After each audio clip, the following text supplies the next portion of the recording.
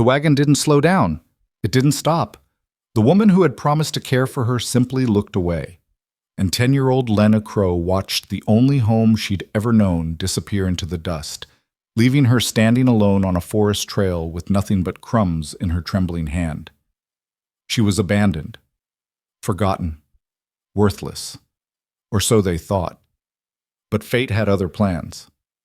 The wealthiest cowboy in 3 counties was about to ride down that very trail, and what happened next would change everything. If you want to see how one little girl's tragedy became the greatest story of redemption the West has ever known, stay with me until the very end. Hit that like button, drop a comment with your city so I can see how far this story travels, and let's begin. The morning sun rose blood red over the Montana territory, painting the sky in shades of warning that no one bothered to heed. It was the summer of 1887, and the land stretched endless and unforgiving beneath a heaven that seemed to hold its breath, waiting for something terrible to happen. Lena Crow sat in the back of the wagon with her knees pulled tight against her chest, making herself as small as possible. She had learned long ago that small things were harder to notice, and things that weren't noticed were less likely to be hurt. The wooden planks beneath her were rough and splintered, but she didn't shift or complain. Complaining was dangerous. Complaining made people remember you existed. The wagon belonged to Martha Greer, a woman with hands like leather and eyes like winter ice. Martha ran a small farm 3 towns back, and she had taken Lena in 8 months ago when the orphanage in Helena had closed its doors for good. Charity case, Martha had called her to the neighbors. Another mouth to feed, but the Lord asks sacrifice of us all. But there had been no charity in Martha's house. There had been work, endless, back-breaking work that started before dawn and ended long after dark. There had been scraps of food eaten standing up in the corner of the kitchen while Martha's own children sat at the table. There had been a bed made of old grain sacks in a corner of the barn, where Lena slept curled up against the cold while rats scratched in the walls around her. And now there was this. The wagon had been moving since before sunrise, heading deeper into the wilderness along a trail Lena didn't recognize. She hadn't asked where they were going. Questions invited anger, and anger invited pain. So she sat in silence, watching the trees grow thicker and the sky grow smaller, and she waited. Martha's husband, Silas, drove the wagon with his shoulders hunched and his eyes fixed straight ahead. He was a thin man with a thin voice, and he never spoke to Lena at all. She might have been invisible to him, a ghost riding in the back of his wagon, and perhaps that was exactly what he wanted her to be. The children, Martha's real children, had stayed behind at the farm. Lena had heard them laughing as the wagon pulled away, their voices bright and careless in the morning air. They had never liked her.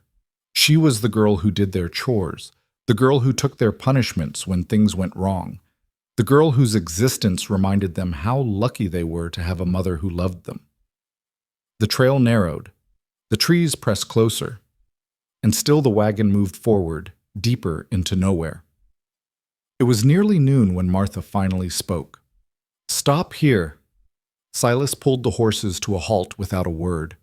The wagon creaked and groaned as it settled, and for a long moment there was no sound but the wind moving through the pines and the distant cry of a hawk circling overhead. Lena's heart began to beat faster. She didn't know why, but something in the air had changed, something that tasted like danger. Martha climbed down from the wagon's seat, her boots hitting the packed earth with a heavy thud. She walked around to the back where Lena sat, and she stood there for a moment, looking at the girl with an expression that Lena couldn't read. "Get out," Martha said. Lena didn't move. Her body had frozen, locked in place by an instinct older than thought. She had learned to recognize the moments before something bad happened, the way the air seemed to thicken and time seemed to slow, and she recognized that moment now. "I said get out." Martha's voice was harder now, edged with impatience. "Don't make me say it again." Slowly, carefully, Lena uncurled herself and climbed down from the wagon. Her legs trembled beneath her, but she forced them to hold steady. She was wearing the same dress she had worn for the past 3 months, a faded gray thing that had once belonged to Martha's daughter and had been thrown to Lena when it became too stained and torn for anyone else to want. Her feet were bare. She had never been given shoes. Martha reached into the wagon and pulled out a small bundle, a handkerchief tied around something that crinkled like paper. She thrust it toward Lena, and Lena took it automatically, her fingers closing around the rough fabric. "There's bread in there," Martha said, "and some cheese. It should last you a day or two if you're careful."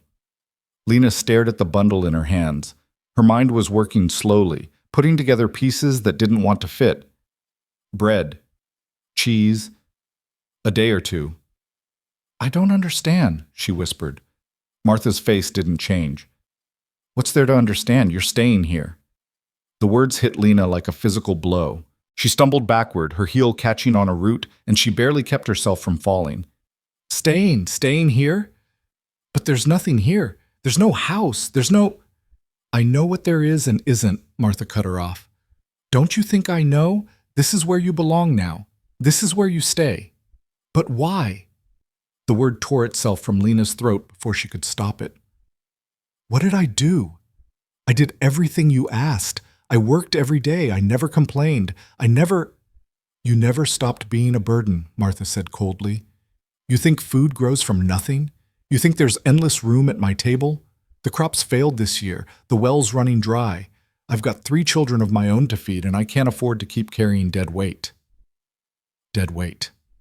The words burned in Lena's chest like hot coals. She had worked harder than anyone. She had done everything, been everything they wanted her to be. And still it wasn't enough. Still, she was nothing. "Please," Lena heard herself say. The word came out thin and broken, the plea of a child who already knew she was begging for nothing. "Please, I'll work harder. I'll eat less. I won't be any trouble. I promise. Just please don't—" "Enough." Martha turned away, dismissing Lena's words like she was swatting at a fly. "This is done. I've made my decision. You'll be fine out here. Someone will come along eventually. Someone always does."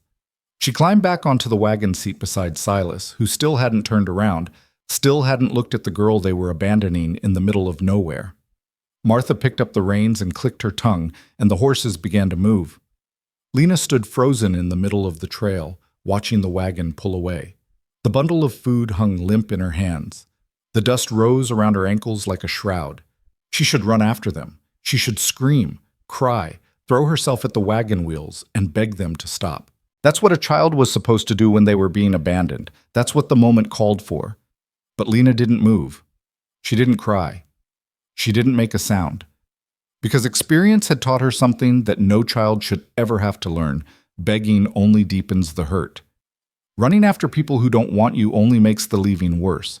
The people who abandon you don't look back, and if you force them to, they will only hate you for it. So she stood there in silence, her bare feet planted in the dirt, and she watched the wagon until it disappeared around a bend in the trail and the sound of the wheels faded into nothing. And then she was alone. The forest pressed in around her like a living thing, vast and indifferent and full of shadows. The trail stretched ahead and behind, a thin line carved through the wilderness, leading nowhere she wanted to go. The sun hung directly overhead, but its warmth couldn't reach the cold place that had opened up inside her chest. Lena looked down at the bundle in her hands. Bread and cheese, a day or two of survival, Martha had said, as if that made what she had done acceptable. As if a handful of food could balance out leaving a child alone in the wilderness to die.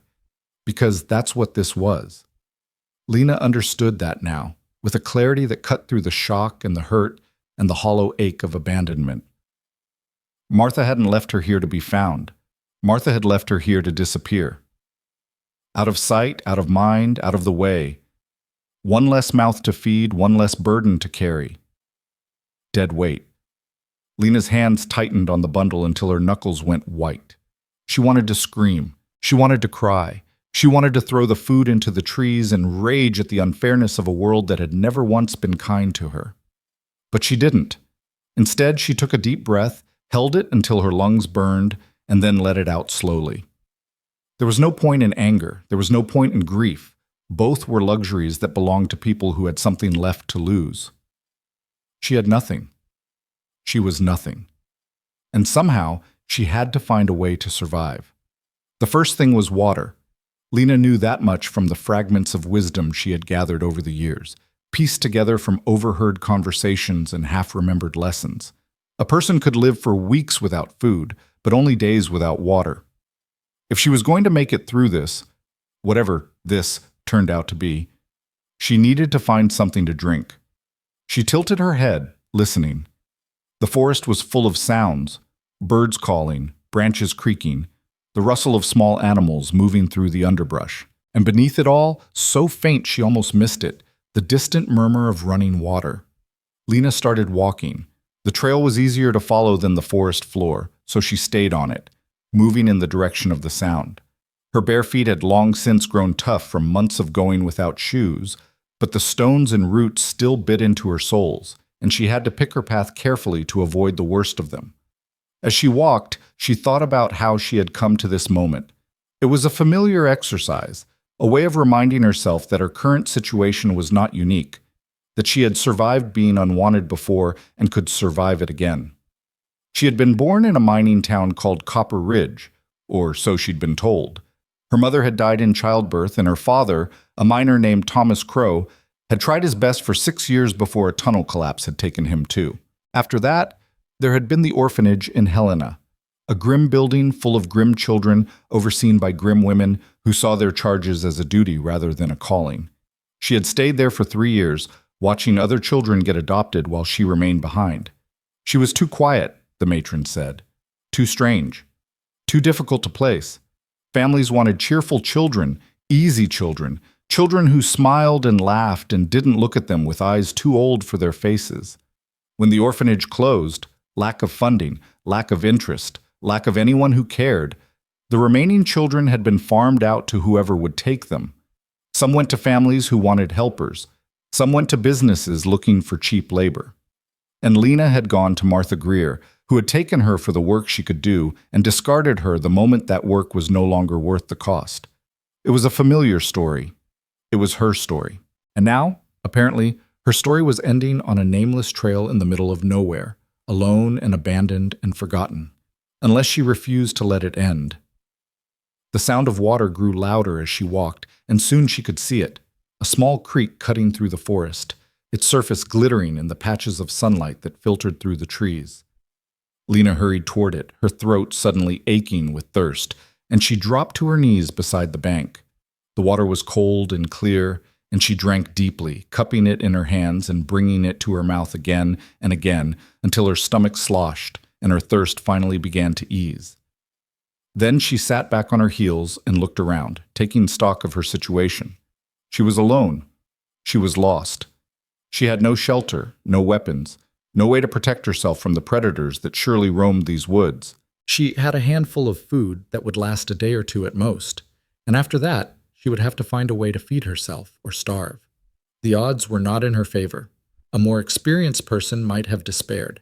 A younger child might have broken down entirely, overwhelmed by the enormity of what she faced. But Lena Crow was neither experienced nor young. She was somewhere in between, caught in the narrow space where survival instinct met stubborn determination, and she had decided somewhere in the past hour that she was not going to die on this trail. Not today. Not like this.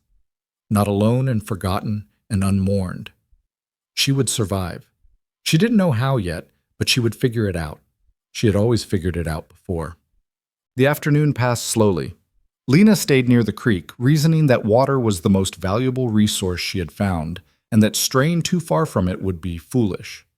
She explored the immediate area carefully, looking for anything that might be useful. Plants she recognized from Martha's garden, rocks sharp enough to serve as tools, places where the brush was thick enough to provide shelter. She found a small hollow beneath an overhang of rock, barely large enough for her to squeeze into, but protected from the wind and hidden from casual view. It wasn't much, but it was something. A place to sleep, a place to hide, a place that was hers alone. She gathered leaves and pine needles and piled them inside the hollow, creating a rough bed that was better than the grain sacks she had slept on at Martha's farm. She collected stones from the creek and arranged them in a circle, remembering something she had once heard about fire pits. She didn't know how to start a fire, had never been allowed near the matches at the farm, but perhaps she could figure it out. Perhaps there was a way. As the sun began its descent toward the horizon, painting the sky in shades of orange and gold, Lena sat beside her little camp and opened the bundle Martha had given her. Inside, wrapped in a stained handkerchief, she found a heel of stale bread and a small wedge of cheese that had already begun to sweat in the heat. It wasn't much. It was barely anything at all. But it was more than she'd had on many days at the farm, and she ate it slowly, savoring each bite, making it last. When she was finished, she carefully folded the handkerchief and tucked it into her pocket.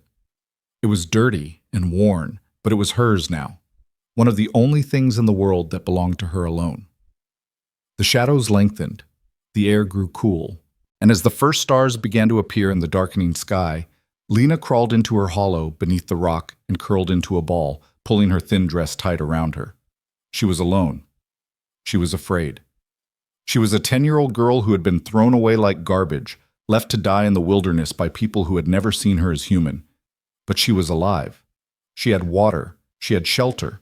She had the stubborn, burning determination to see another sunrise. And somewhere in the darkness, she heard something that made her blood run cold, the distant howl of wolves, rising and falling like a song of hunger. Lena pressed her back against the cold stone and closed her eyes. She didn't pray, had stopped believing in prayers long ago. But she made herself a promise instead, fierce and silent and unbreakable. She would not die here. She would not let them win. She would survive this night and the next after that. And someday, somehow, she would prove to everyone who had ever abandoned her that she was worth more than they could possibly imagine. It was a child's promise, desperate and defiant and probably impossible. But it was all she had left. Morning came slowly, gray and misty and cold. Lena woke to the sound of birds singing and the ache of muscles that had spent the night pressed against hard ground. She was stiff and sore, and her stomach growled with hunger, but she was alive. She had survived her first night alone. She crawled out of her hollow and stretched, wincing at the protest of her body. The world around her was draped in fog, the trees emerging like ghosts from the whiteness, and for a long moment she simply stood there, breathing in the damp air and letting the reality of her situation wash over her again. She was still alone. She was still lost. Nothing had changed, but she was still alive, and that was something. She made her way to the creek and drank deeply, then splashed cold water on her face to chase away the last cobwebs of sleep. She had no food left. The bread and cheese were gone, but she remembered seeing berries growing along the trail yesterday, and she thought she might be able to find more if she looked. The fog began to lift as the sun rose higher, and Lena set out to explore her surroundings more thoroughly. She moved carefully, staying close to the creek so she could find her way back, and she kept her eyes open for anything edible. She found blackberries first, growing in a thick tangle along the water's edge. They were small and tart, not quite ripe, but she ate them anyway, stuffing her mouth full until her fingers were stained purple, and her stomach had stopped cramping with hunger. She found mushrooms too, but she didn't know which ones were safe to eat, so she left them alone. Better to go hungry than to poison herself. The morning passed, the sun climbed higher, and Lena began to accept that this was her life now. This endless search for food and water, this constant vigilance against predators, this lonely existence at the edge of survival. She was walking back toward her camp, her arms full of berries wrapped in the handkerchief, when she heard something that made her freeze in her tracks. Hoofbeats. Someone was coming. Lena's first instinct was to hide. She had learned long ago that strangers were dangerous, that people who came looking for lost children rarely had good intentions. But something made her hesitate. Maybe curiosity, maybe hope, maybe just the desperate loneliness of a child who had been alone for too long. She stepped off the trail and crouched behind a thick bush, peering through the leaves at the path ahead. The hoofbeats grew louder, closer, and then a figure emerged from the trees. It was a man on horseback. He was tall and broad-shouldered, sitting straight in the saddle with the easy confidence of someone who had spent their whole life on horseback. His clothes were practical but well-made, not the patched and faded garments of a farmer, but the sturdy canvas and leather of a rancher. His face was weathered by sun and wind, deeply lined around the eyes and mouth, and his hair was dark shot through with gray. He rode alone, with no wagon and no companions, and his eyes scanned the trail ahead with a quiet alertness that suggested he missed nothing. Lena held her breath as he approached, willing herself to be invisible. She was just a shadow in the brush, just a trick of the light, just... The horse stopped. The man turned his head slowly, deliberately, and looked directly at the bush where Lena was hiding. "I know you're there," he said. His voice was low and calm, without threat or anger. Saw your tracks in the mud back a ways, small feet, no shoes. You've been out here at least a day, maybe more.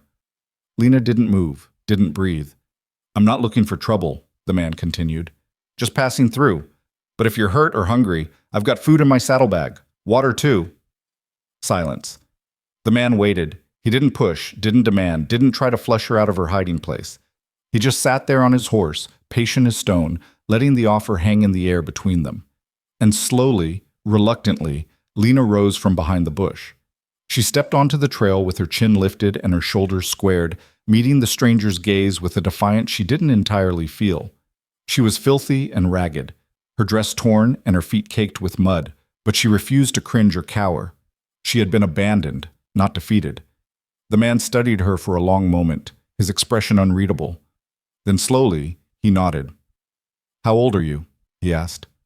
10. Her voice came out stronger than she expected. Almost 11. You alone out here? The question should have been simple, but it carried weight. The weight of everything that had happened, everything that had been done to her, everything she had lost. Lena felt it pressing down on her chest, and for a moment she couldn't breathe. Yes, she finally said. I'm alone. The man didn't ask why. He didn't demand her story or press for details she wasn't ready to give. He just reached into his saddlebag, pulled out a wrapped bundle, and held it out toward her. Biscuits, he said. Made them this morning. They're still warm. Lena stared at the bundle. Her stomach growled so loudly that she was sure he could hear it, but she didn't move to take the food. Trust was a luxury she couldn't afford. What do you want? She asked. What do you want for them? Something flickered across the man's face. Surprise, maybe, or sadness. Nothing, he said. I don't want anything. You're hungry. I have food. That's all. Nobody gives something for nothing. Some people do. He set the bundle on the ground in front of her and pulled back, giving her space. I'll leave them there. You can take them or not. Your choice. Lena looked at the bundle, looked at the man, looked back at the bundle. Her whole life, people had wanted things from her. Work, obedience, silence, invisibility. Every gift had come with strings attached. Every kindness had been a debt to be repaid. She had learned to be suspicious of generosity, to look for the hidden cost in every offered hand. But she was so hungry. And the biscuits smelled so good. Slowly, carefully, she bent down and picked up the bundle. She unwrapped it with trembling fingers and found 3 golden biscuits inside, still faintly warm from the morning's fire. She bit into one, and the taste was so good, butter and salt and simple, honest bread, that her eyes burned with tears she refused to let fall. The man watched her eat in silence, making no move to come closer, making no demands. When she had finished the first biscuit and started on the second, he spoke again. My name is Marcus Hale, he said. I've got a ranch about half a day's ride north of here. Plenty of room, plenty of food. He paused. You can come with me if you want, or you can stay here. Your choice. Lena stopped chewing. She looked up at him, searching his face for the lie, the trick, the hidden trap. But his expression was calm and open, and his eyes, dark brown, almost black, held nothing but patience. Why? She asked. Why would you help me? Because you need help, he said simply, and because I can give it. It wasn't enough. It wasn't nearly enough to explain why a stranger would stop for an abandoned child, offer her food, invite her into his home. But it was more than anyone had ever offered her before. Lena thought about her hollow beneath the rock, thought about the wolves she had heard in the night, thought about the berries that weren't quite ripe, and the mushrooms she didn't dare eat, and the endless empty days stretching out ahead of her with no one to help and nowhere to go. She thought about what it meant to trust someone, and she thought about what it meant to die alone. Okay, she heard herself say. The word came out small and uncertain, barely louder than a whisper. Okay, I'll come with you. Marcus Hale nodded once, as if this was exactly what he had expected. He climbed down from his horse, a big chestnut mare with a white blaze on her forehead, and stood beside it, holding the reins. You can ride in front, he said. It's easier that way. Unless you'd rather walk. Lena shook her head. Walking meant falling behind, and falling behind meant being left again. She had done enough walking. He helped her up onto the horse, lifting her with an ease that suggested he was stronger than he looked, and then swung up behind her. The saddle was wide enough for both of them, and Lena found herself surrounded by warmth. The warmth of the horse beneath her, the warmth of the man behind her, the warmth of the sun now fully risen above the trees. "Hold on to the saddle horn," Marcus said. "We'll take it slow." The horse began to move, and Lena felt the trail sliding away beneath her, carrying her away from the place where she had been abandoned and towards something she didn't yet understand. She didn't know what waited for her at Marcus Hale's ranch. She didn't know if she could trust him or if this was just another temporary stop on the long road to nowhere. But for the first time in as long as she could remember, she felt something that might have been hope. It was small and fragile and afraid to show itself, like a candle flame in a room full of wind. But it was there. And as the forest opened up before them and the trail widened into something that almost resembled a road, Lena allowed herself to imagine, just for a moment, what it might be like to belong somewhere. She didn't know that Marcus Hale was the wealthiest rancher in 3 counties. She didn't know that his land stretched for miles in every direction, or that he had built his fortune through decades of hard work and careful planning. She didn't know that he had lost his wife to fever 10 years ago and his only son to a riding accident 5 years after that, or that he had spent the last 5 years alone in a house built for a family he no longer had. She didn't know any of that. All she knew was that he had stopped for her, that he had offered her food without asking for anything in return, that he had given her a choice when everyone else had only ever given her orders.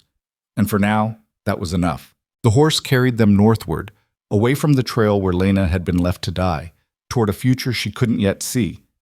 Behind them, the forest swallowed up her hollow beneath the rock, her pile of leaves and pine needles, the stones she had arranged in a circle for a fire she had never learned to build. Behind them, everything she had been was fading into memory. Ahead of her, something new was waiting. Lena Crow held tight to the saddle horn and watched the world pass by, and she made herself another promise, fierce and silent and unbreakable. Whatever came next, she would face it. Whatever this man wanted from her, she would survive it. And whatever this ranch turned out to be, she would find a way to make it hers. Because she was done being abandoned, done being thrown away, done being dead weight. From now on, she would be something else entirely. She just didn't know what yet. The ranch appeared on the horizon like something out of a dream that Lena had never dared to have. They had been riding for hours, the sun tracking its slow arc across the sky while the forest gave way to rolling grassland, and the grassland gave way to something else entirely. A valley so wide and green that it seemed to stretch all the way to the edge of the world. Mountains rose in the distance, their peaks still crowned with snow despite the summer heat, and between them and the trail lay more land than Lena had ever seen in one place. And in the center of it all, nestled against a gentle rise of earth, stood the house. It was bigger than anything she had imagined. 2 stories of solid timber and stone, with a wraparound porch and windows that caught the afternoon light like eyes watching her approach. Behind it sprawled a barn twice the size of the orphanage in Helena, and beyond that fences stretched toward the horizon in neat, orderly lines, containing horses that moved like shadows across the grass. "This is yours?" The words came out before Lena could stop them, small and disbelieving. "This is home," Marcus said simply. "Has been for 30 years. Lena stared at the house, at the barn, at the endless sweep of land that surrounded them. She had known he was wealthy, had sensed it in the quality of his clothes, the health of his horse, the quiet confidence in his voice. But she hadn't understood what wealthy meant. Not really. Not until now. The horse carried them down the final stretch of trail and into the yard, where a man emerged from the barn to meet them. He was younger than Marcus, with sun-darkened skin and calloused hands, and he looked at Lena with an expression of undisguised surprise. "Boss," he said, taking the horse's reins, "didn't expect you back till tomorrow. And you've brought—" He trailed off, clearly uncertain how to finish the sentence. "Her name is Lena," Marcus said, swinging down from the saddle.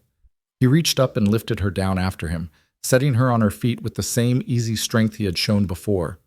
"She'll be staying with us for a while. See that a room is made up for her in the main house." The man's eyebrows rose, but he didn't argue. "Yes, sir. I'll tell Rosa." "Do that." And Tom? Marcus paused, his voice dropping low. She's been through something.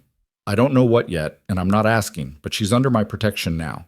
Make sure everyone understands that. Something passed between the two men, an understanding that Lena couldn't quite read but could feel in the air between them.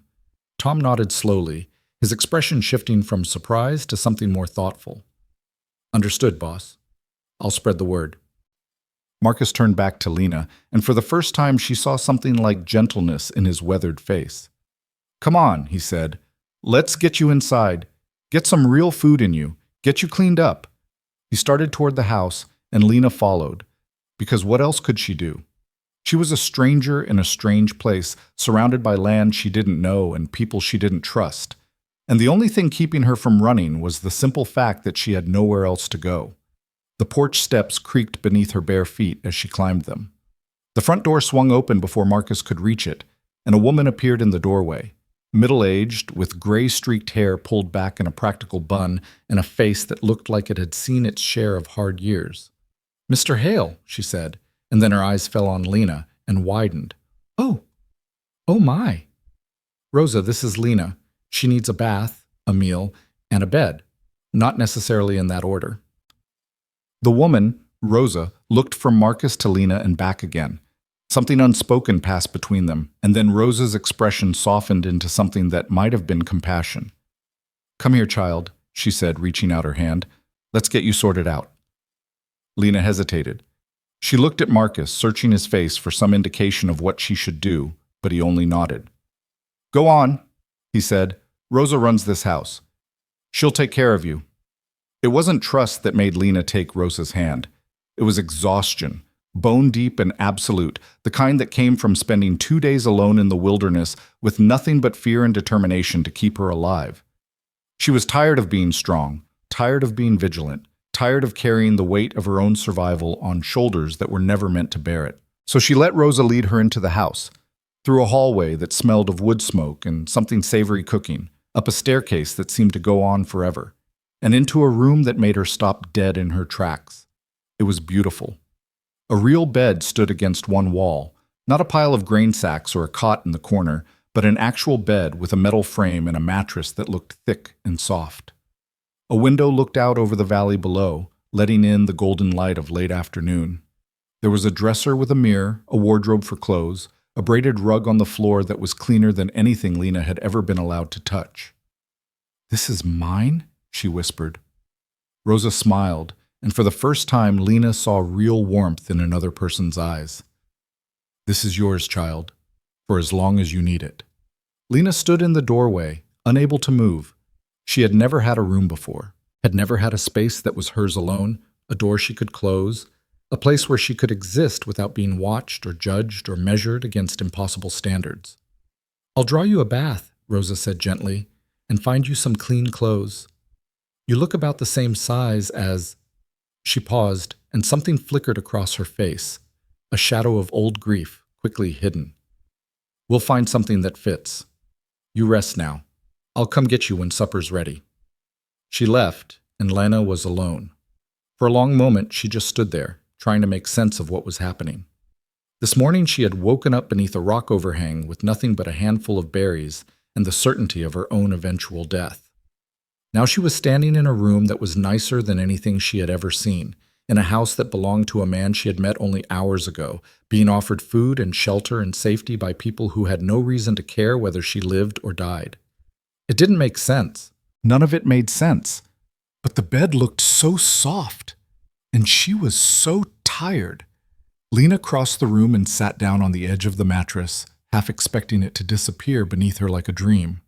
It didn't. It was real, solid and warm and impossibly comfortable, and before she knew what was happening, she was lying down, her head sinking into a pillow that smelled like lavender and clean linen. She meant to stay awake, meant to keep her guard up, stay alert for danger, be ready to run if this turned out to be another trap, but her body had other ideas. Within minutes, Lena Crow was asleep. She dreamed of wolves. They circled her in the darkness, their eyes glowing like embers, their breath hot against her skin. She tried to run, but her legs wouldn't move. She tried to scream, but no sound came out. The wolves drew closer, closer, and she could feel their hunger, ancient and endless and patient, waiting for her to give up, to stop fighting, to become nothing. And then a voice cut through the darkness. "Wake up." Lena's eyes snapped open. Rosa stood beside the bed, her hand on Lena's shoulder, her face creased with concern. The room was darker now. The golden light of afternoon had faded to the soft gray of twilight, and for a moment Lena didn't know where she was. "Easy, child," Rosa said. "You're safe. It was just a dream." Lena sat up slowly, her heart still racing, her hands trembling. The wolves were gone. The darkness was gone. She was in the beautiful room with the soft bed and the window overlooking the valley, and she was safe. Safe. The word felt foreign in her mind, like a language she had forgotten how to speak. "Supper's ready," Rosa said gently. "Can you walk? Or do you need a minute?" "I can walk." Lena pushed herself to her feet, surprised to find that her legs were steady beneath her. "I'm okay."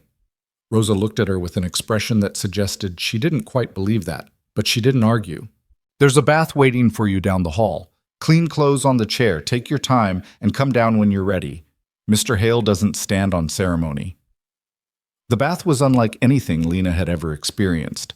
She had bathed before, of course, quick, cold dunks in horse troughs or buckets of rainwater that left her shivering and barely cleaner than before. But this was different.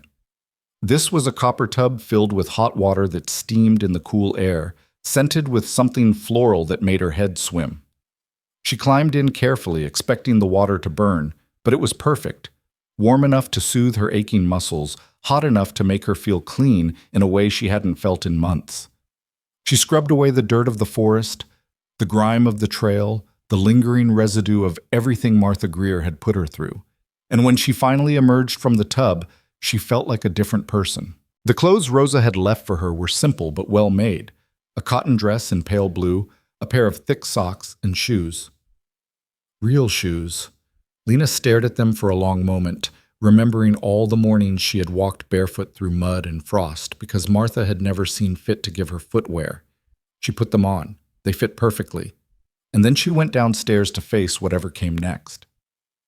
The dining room was smaller than Lena had expected. Not the grand hall she had imagined, but a cozy space with a wooden table and chairs and a fireplace that crackled with warmth. Marcus sat at the head of the table, and he looked up when she entered. "There you are," he said. "Feeling better?" Lena nodded, not trusting her voice. "Sit down." He gestured to the chair beside him. "Rosa's made enough food to feed an army. Hope you're hungry." She was.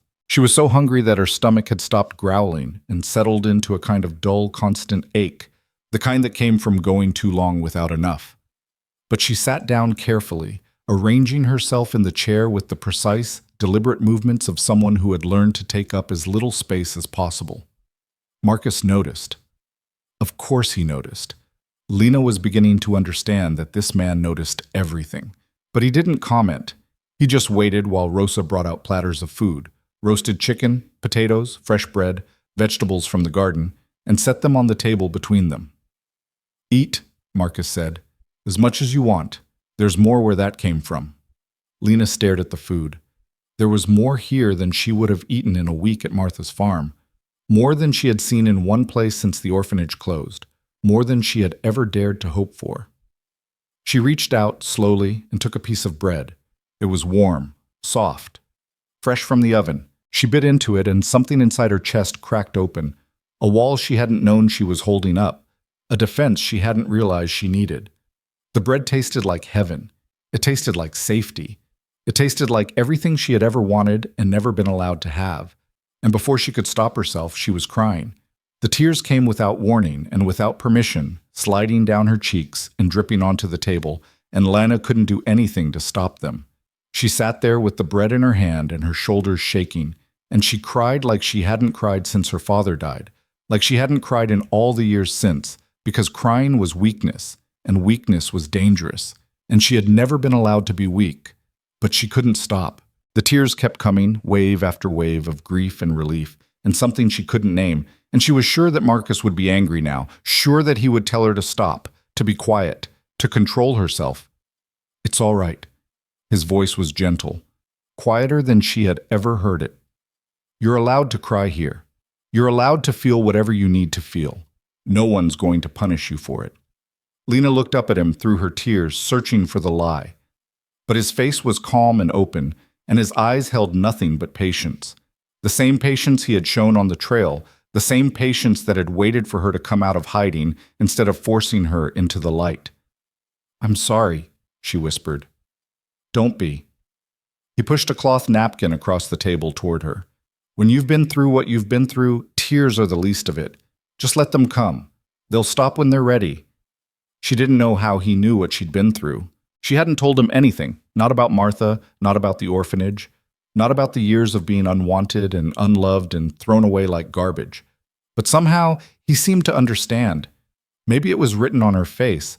Maybe it was in the way she moved, the way she flinched at sudden sounds, the way she sat like she was waiting for a blow that never came. Maybe survival left its marks in ways that only other survivors could read. The tears slowed. Stopped. Lena wiped her face with the napkin and took a shaky breath. "Better?" Marcus asked. She nodded. "Good. Now eat, and don't rush. We've got all the time in the world." They ate in silence for a while, and Lena found herself relaxing despite her best intentions. The food was good, better than anything she had ever tasted, and there was something about Marcus's presence that made her feel less alone. He didn't push, didn't pry, didn't demand explanations or confessions or gratitude.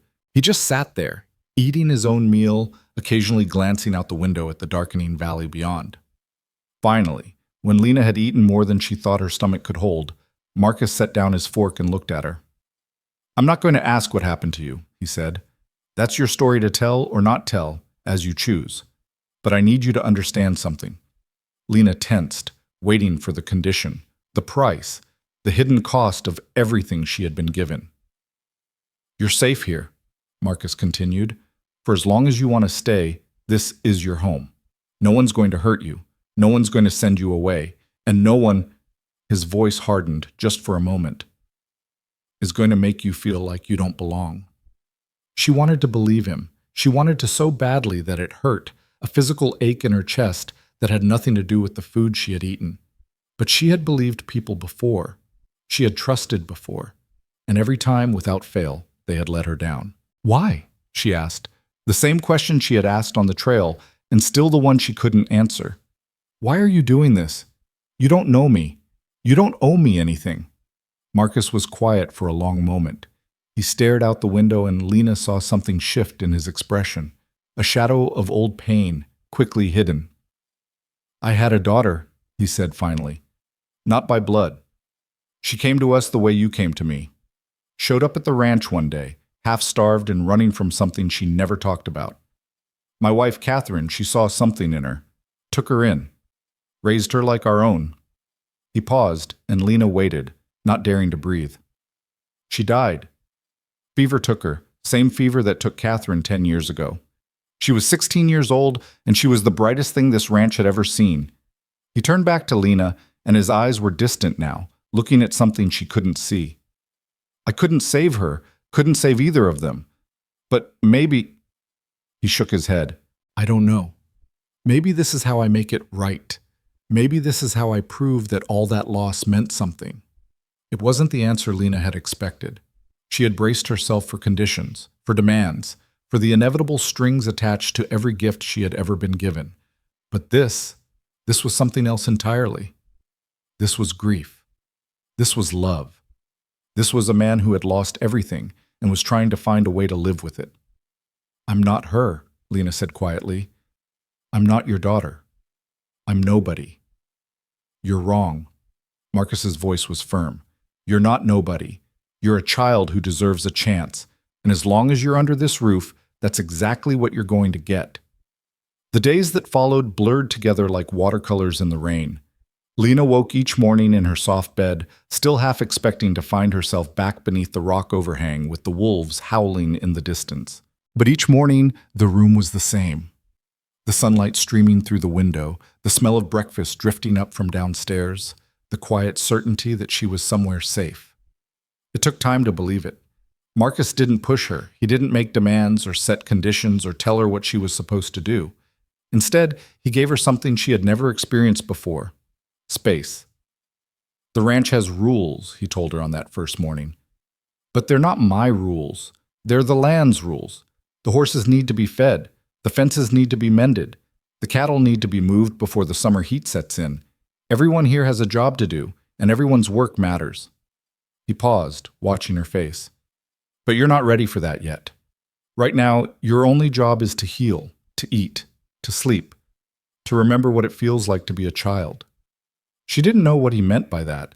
She had never felt like a child, not really, not even when she was small enough to fit in her father's arms. She had always been working, always been surviving, always been carrying weights that no child should have to carry, but she didn't argue. And slowly, tentatively, she began to explore.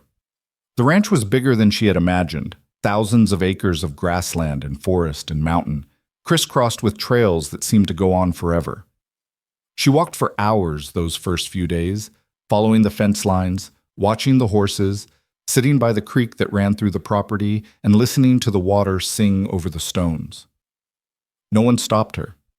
No one asked where she was going or what she was doing. No one watched her with suspicious eyes or counted the minutes she spent away from her chores. It was freedom, real freedom. And Lena didn't know what to do with it. Rosa was kind to her. The older woman seemed to understand, without being told, that Lena was fragile in ways that didn't show on the surface. She didn't ask questions about where Lena had come from or what had happened to her. She simply fed her, clothed her, and made sure she had everything she needed. "You remind me of someone," Rosa said one afternoon as Lena helped her shell peas in the kitchen. It was the first time Lena had offered to help with anything, and Rosa had accepted without comment, simply handing her a bowl and showing her what to do. "Who?" Lena asked. "Someone I knew a long time ago." Rosa's hands moved with practiced ease, splitting the pods and tumbling the peas into a waiting bowl. A girl who came to this ranch with nothing but the clothes on her back and more hurt in her eyes than anyone should have to carry. Lena's hands stilled. What happened to her? She healed. Rosa smiled, soft and sad. It took time, more time than anyone expected. But she healed, and when she left this ranch, she was whole again. She left? Everyone leaves eventually. That's the way of things. Rosa looked at her, and her eyes were gentle. But that doesn't mean the leaving has to hurt.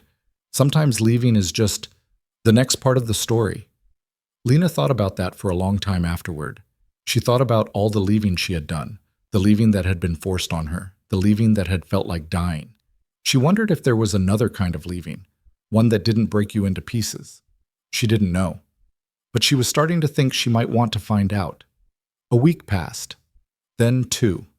The summer heat settled over the valley like a blanket, and Lena found herself falling into something like a routine. She woke early, before the sun was fully up, and went to the kitchen to help Rosa with breakfast. She had discovered that she liked cooking, liked the rhythm of it, the way ingredients came together to become something nourishing and real.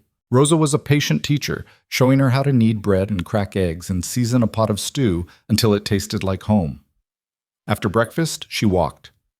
Sometimes she followed the fence lines, checking for breaks that the ranch hands might have missed.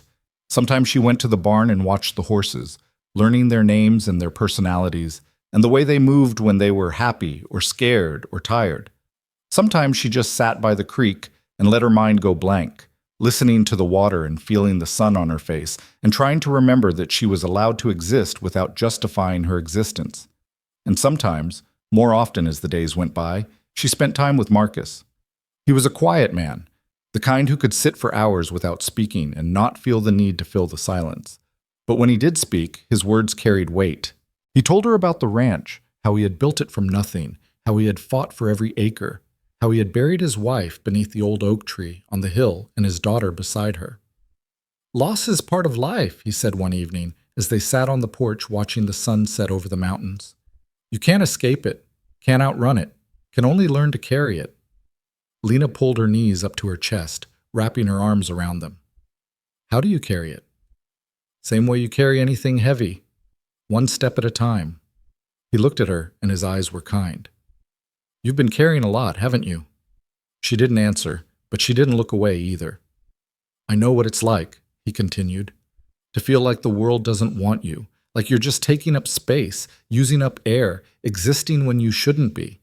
I know what it's like to wonder if anyone would notice if you disappeared. Lena's breath caught in her throat. She had never said those words out loud, had barely allowed herself to think them, but hearing them from someone else, spoken so matter-of-factly, made them feel less like a shameful secret and more like a truth she was finally allowed to acknowledge. But here's the thing, Marcus said. Those feelings are liars. They tell you you're worthless, but they're wrong. They tell you no one cares, but they're wrong about that too. You matter. You matter because you're alive, and being alive is enough. Is it? The words came out before she could stop them. Is it really enough? It's a start. He turned back to the sunset, and his voice was soft. Give it time. The rest will follow.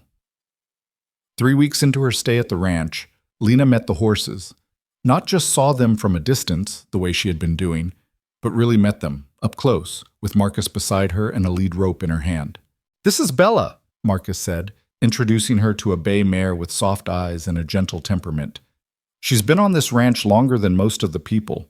Raised her from a foal." Lena reached out tentatively, her fingers hovering just above the mare's nose. Bella snorted softly and pushed her muzzle into Lena's palm, her whiskers tickling the sensitive skin. "She likes you," Marcus observed. "How can you tell?" "She's not trying to bite you." A rare smile crossed his face. "That's Bella's version of approval." Over the following days, Lena learned to care for the horses. She learned how to brush their coats and check their hooves and measure out their feed. She learned to read their body language, the flick of an ear that meant attention, the swish of a tail that meant annoyance, the soft nicker that meant trust. And slowly, she learned to ride. "Keep your heels down," Marcus instructed, walking beside her as Bella plodded around the corral. "Relax your shoulders. You're stiff as a fence post. I'm trying not to fall off." "You won't fall off. Bella wouldn't let you." He reached up and adjusted her grip on the reins. "Trust her. She knows what she's doing, even if you don't." Trust. That word again. It kept coming up over and over like a lesson she was supposed to be learning. Lena tried. She loosened her death grip on the saddle horn. She let her shoulders drop. She took a deep breath and allowed her body to move with Bella's rhythm instead of fighting against it. And something shifted. The fear didn't disappear. It never completely disappeared. But it faded into the background, replaced by something else. Exhilaration, maybe. Or freedom. The wind in her hair, the horse beneath her, the endless sky above. It felt like flying without leaving the ground. "There you go," Marcus said, and there was approval in his voice. "You're a natural." She wasn't a natural. She knew that. She was a girl who had spent her whole life being told she wasn't good enough, wasn't smart enough, wasn't worthy of the air she breathed. But hearing those words spoken so casually, so sincerely, made her want to believe them. Maybe she could be a natural. Maybe she could be good at something. Maybe all those people who had told her she was nothing had been wrong. It was a dangerous thought. Hope always was. But Lena held on to it anyway. 1 month after Marcus found her on that forest trail, Lena finally told him her story. They were sitting on the porch again, watching the stars come out one by one. The night was warm, and the valley was quiet, and something about the darkness made it easier to speak. "Her name was Martha," Lena said, her voice barely above a whisper. "Martha Greer. She took me in after the orphanage closed." Marcus didn't respond. He just listened, his presence steady and solid beside her. "She needed help on the farm. That's why she took me. Not because she wanted a daughter or because she cared about me, just because I was young and strong enough to work." Lena's hands twisted in her lap. "I did everything she asked. Everything. I worked harder than anyone, ate less than anyone, never complained, never asked for anything. I thought if I was good enough, if I was useful enough, maybe she would—" She trailed off. The sentence didn't need to be finished. "This summer, the crops failed," she continued. "The well started running dry. Money got tight, and Martha decided she couldn't afford to keep feeding me anymore. So she took me out to the forest and left me there. Just left me. Like I was nothing, like I was garbage she couldn't be bothered to dispose of properly." Her voice cracked on the last word, but she didn't cry. She had cried enough. Tonight she just wanted to get the words out. "I waited," she said. I waited for her to come back. I knew she wouldn't. I knew, but I waited anyway. Because that's what you do when you're nothing. You wait for someone to decide you're worth something after all. The silence stretched between them, heavy with everything Lena had said and everything she hadn't. Finally, Marcus spoke. You're not nothing. His voice was rough, like the words were hard for him to say. You hear me? You're not garbage. You're not disposable. You're not dead weight or a burden or any of the other lies they told you.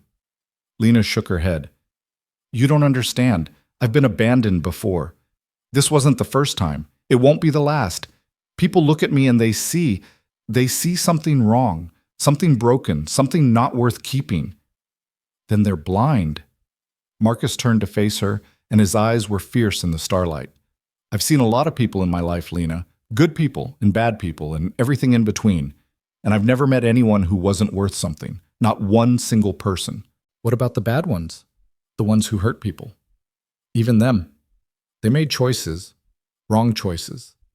But they started out the same as everyone else. Just people, doing their best with what they had. He paused. The difference is in what you do with your pain.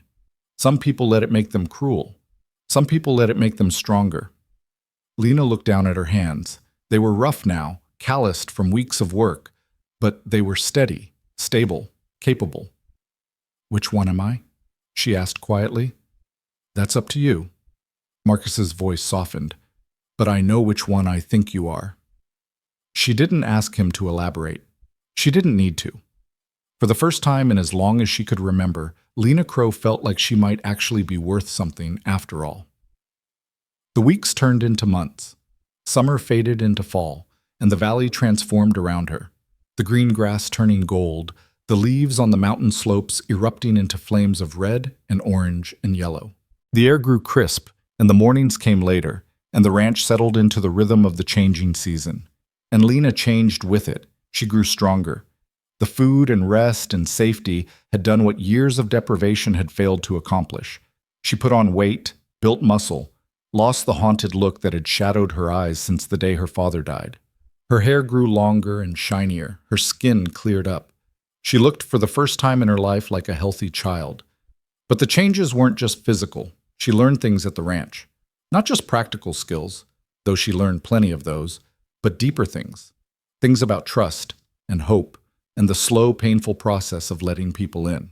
She learned that Marcus Hale was a man of his word. When he said she was safe, he meant it. When he said she belonged, he believed it. He never raised a hand to her, never raised his voice, never made her feel small or unwanted or afraid. She learned that Rosa was more than just the housekeeper. She was the heart of the ranch, the one who remembered everyone's birthday and made sure there were flowers on the table and knew exactly when someone needed a kind word or a firm push. She had lost her own family years ago, a husband to the war, children to disease, and the ranch had become her home, her purpose, her reason to keep going. She learned that the ranch hands were good men, rough around the edges but decent at their core. They taught her how to rope and brand and ride, and they never once made her feel like she didn't belong. She was Mr. Hale's girl, they said, and that was enough for them. And slowly, hesitantly, Lena learned to believe that maybe, just maybe, she was worth caring about. It was Marcus who first suggested she choose a new name. They were in the barn, mucking out stalls, when he brought it up. Lena had taken to helping with the morning chores, finding comfort in the routine and the physical labor. There was something satisfying about work that had nothing to do with survival.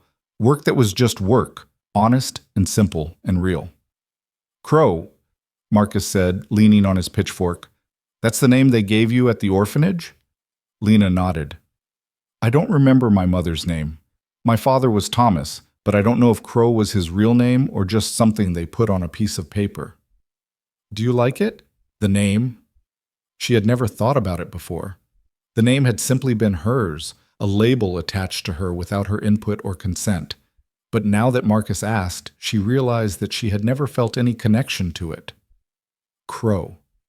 It sounded dark, harsh, like something you'd call a bird that fed on carrion. I don't know, she said honestly. I've never thought about it. Well, think about it now. Marcus resumed his shoveling. A name is important. It's how the world sees you. And more than that, it's how you see yourself. What would I choose instead? Whatever feels right. He glanced at her, and there was something warm in his eyes. You've got time. No rush. Lena thought about it for days. She tried on different names in her mind, testing them like shoes that might or might not fit. But nothing felt right. Nothing felt like her. It wasn't until a week later, sitting by the creek where she had first heard the wolves howl, that the answer came to her. She had been watching the water flow over the rocks, mesmerized by the way it caught the light and turned it into diamonds. And she had thought about all the things she wanted to be, all the things she was learning to believe she could be, strong, brave, worthy. And then she thought about the mountains that rose in the distance, their peaks eternal and unchanging. She thought about how they had been there for millions of years, standing tall through storms and earthquakes and the slow erosion of time. Stone. She wanted to be like stone. Lena Stone, she said out loud, testing the words on her tongue. They felt solid, real. They felt like something she could grow into. She told Marcus that night at dinner. Stone, he repeated, turning the name over in his mind. Lena Stone. I like it. You do? I do. He nodded slowly. It suits you, strong, steady, hard to break. Lena smiled, a real smile, one that reached her eyes and stayed there.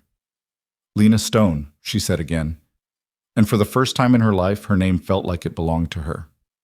The first snow fell in early November, blanketing the valley in white and transforming the world into something out of a fairy tale. Lena stood on the porch of the main house, watching the flakes drift down from a sky the color of pewter. She was wrapped in a warm coat that Rosa had found for her feet in sturdy boots that didn't leak, her hands covered in gloves that actually fit. 6 months ago, she had been abandoned on a forest trail with nothing but crumbs in her pocket and the certainty of her own eventual death. Now she was here. Warm, fed, safe, loved. She still couldn't quite believe it. Marcus came out to stand beside her, 2 cups of hot cider in his hands. He offered one to her, and she took it gratefully, wrapping her fingers around the warm ceramic. Beautiful, isn't it? He said, nodding at the snow. I've never seen anything like it. She took a sip of the cider, savoring the warmth as it spread through her chest. The snow in Helena was always dirty, gray. This is clean, Marcus finished for her. Everything's clean after a fresh snow, like the world is starting over. They stood in silence for a while, watching the flakes fall. Marcus, Lena said finally. Thank you. The words came out small, almost swallowed by the quiet of the snowfall. For everything. For stopping on that trail. For bringing me here. For... She trailed off, unable to find the right words. Marcus was quiet for a long moment. Then he reached out and rested a hand on her shoulder. A simple gesture, but one that carried more meaning than any words could have conveyed. You don't have to thank me, he said. This is what family does. Family. The word hung in the air between them, fragile and precious. Lena didn't know if she had a family. She didn't know if she was allowed to call these people, this man, this woman, this ranch, her own. She had been abandoned so many times that the very concept of belonging felt dangerous, like a beautiful dream that could shatter at any moment. But standing there on the porch, with the snow falling around them and the cider warm in her hands and Marcus's steady presence beside her, she allowed herself to believe it. Maybe she did have a family. Maybe, after everything, she had finally found a place where she belonged. The thought was terrifying, but it was also wonderful. And as Lena Stone, watched the snow transform the valley into something magical, she felt something shift inside her chest. Hope. Real hope. The kind that didn't need to be protected or hidden or kept small. She was finally learning what it meant to be someone who mattered. Winter settled over the valley like a quiet promise, and Lena Stone learned what it meant to belong somewhere. The snow that had seemed so magical on that first November morning became a constant companion, piling up against the fences and drifting across the trails and transforming the ranch into an island of warmth in a sea of white. The work changed with the season. Less riding, more mending, more time spent in the barn making sure the animals were fed and sheltered and warm. And through it all, Lena grew. Not just physically, though that continued too. She was taller now, stronger, her body finally catching up to the years of neglect it had endured. But the real growth was happening somewhere deeper, in places she couldn't see or measure. She was learning to trust, learning to hope, learning to believe that the people around her weren't going to disappear the moment she let her guard down. It was terrifying, but it was also wonderful. Marcus taught her everything he knew about the land. He showed her how to read the weather and the clouds, how to find water in places that looked bone dry, how to track animals through the snow and identify plants that could heal or harm. He taught her the names of the mountains that surrounded the valley, the history of the trails that crisscrossed the property, the stories of the people who had lived and died on this land long before either of them was born. "This ranch isn't just dirt and grass," he told her one afternoon as they rode the fence line together, checking for damage from a recent storm. "It's memory. Every acre has a story. Every hill remembers something." Lena looked out over the snow-covered valley, trying to see what he saw. "What does this hill remember?" "This is where I asked Catherine to marry me." Marcus's voice was soft, touched with old grief and older love. 40 years ago, almost to the day. We were young and foolish and didn't have 2 nickels to rub together, but I knew, the moment I saw her, that I wanted to spend my life with her. "And she said yes?" She laughed first. A smile crossed his weathered face. "Said I was crazy, said we couldn't afford a wedding, let alone a marriage. But then she looked at me, really looked, and she said yes." He paused. "Best decision I ever made. Best decision she ever made too, I think." Lena was quiet for a moment, watching the wind lift snow from the ridge and scatter it across the sky like glitter. "Do you miss her?" "Every day."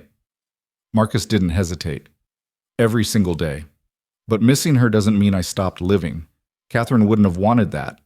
She would have kicked my backside from here to Helena if I'd given up on life just because she wasn't in it anymore." He turned to look at Lena, and his eyes were kind. "That's the thing about love," he said. "Real love.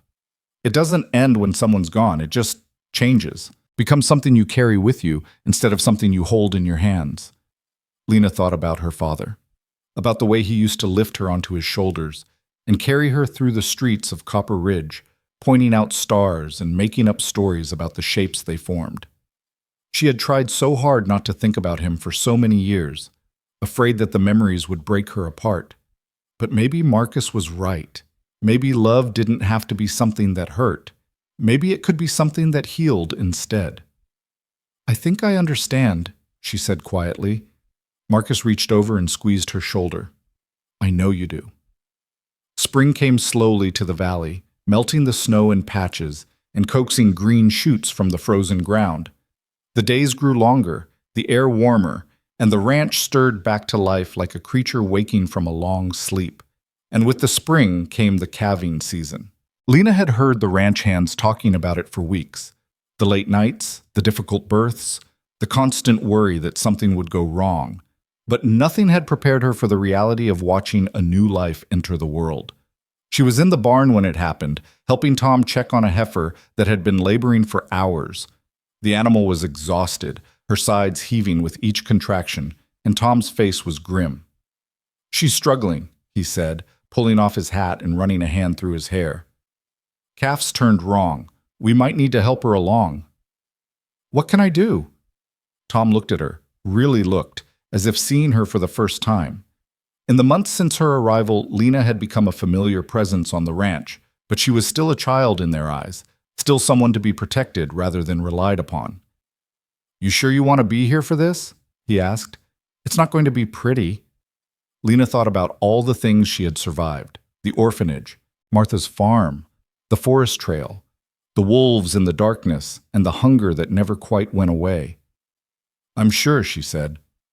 What followed was the most exhausting night of her life. She held the lantern while Tom worked, fetching water and towels and whatever else he needed. The heifer bellowed in pain, and Lena winced with every sound, but she didn't look away. She had learned long ago that looking away didn't make the hard things easier. It just meant you weren't prepared when they came for you. And then, just as the first light of dawn was creeping over the mountains, the calf was born. It slid into the world wet and trembling, its eyes blinking against the sudden brightness. The heifer turned her head to look at her baby, and something changed in her expression, exhaustion giving way to something fiercer, more primal. She began to lick the calf clean, her tongue rough and insistent, and within minutes the little creature was trying to stand. "There you go," Tom murmured, his voice rough with exhaustion and relief. "There you go, little one." Lena watched the calf struggle to its feet, wobbling on legs that seemed too long for its body. It fell twice, 3 times, but each time it got back up, driven by an instinct older than thought. And then it was standing, swaying a little, but standing. "That's the thing about being born," Tom said, glancing at Lena. "Nobody teaches you how to stand up, you just have to figure it out."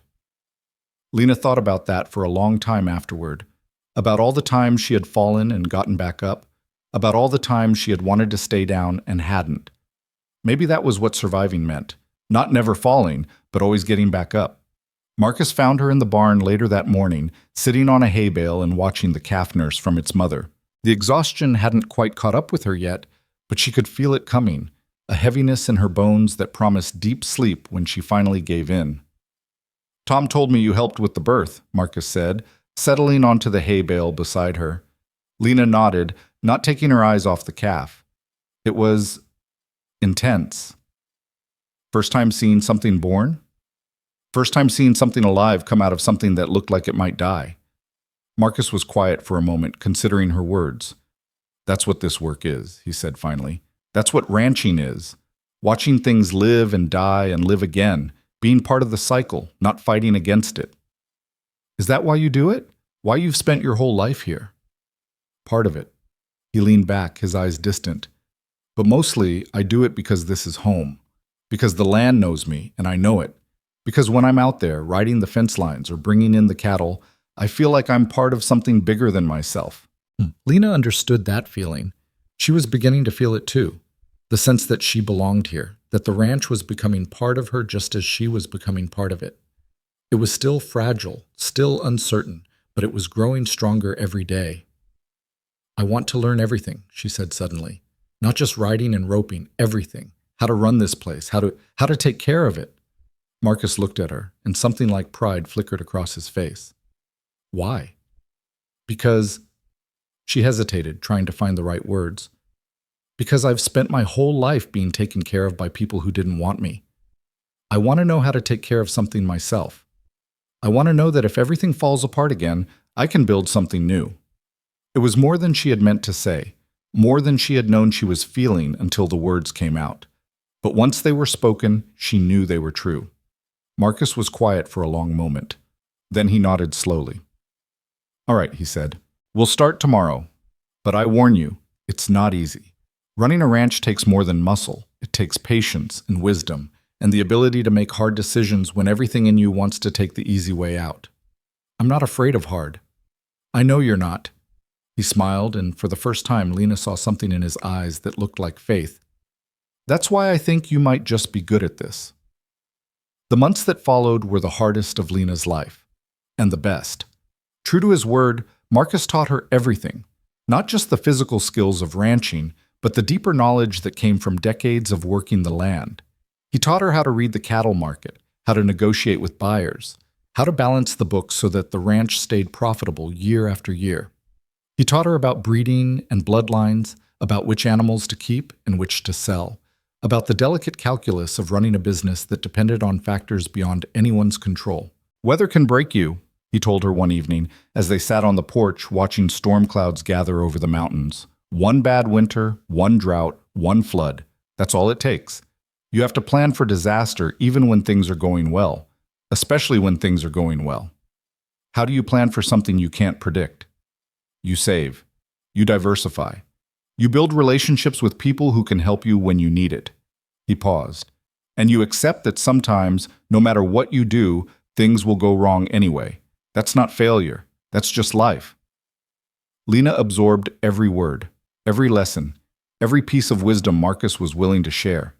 She was hungry for knowledge in a way she had never been before, not because she had to be, but because she wanted to be.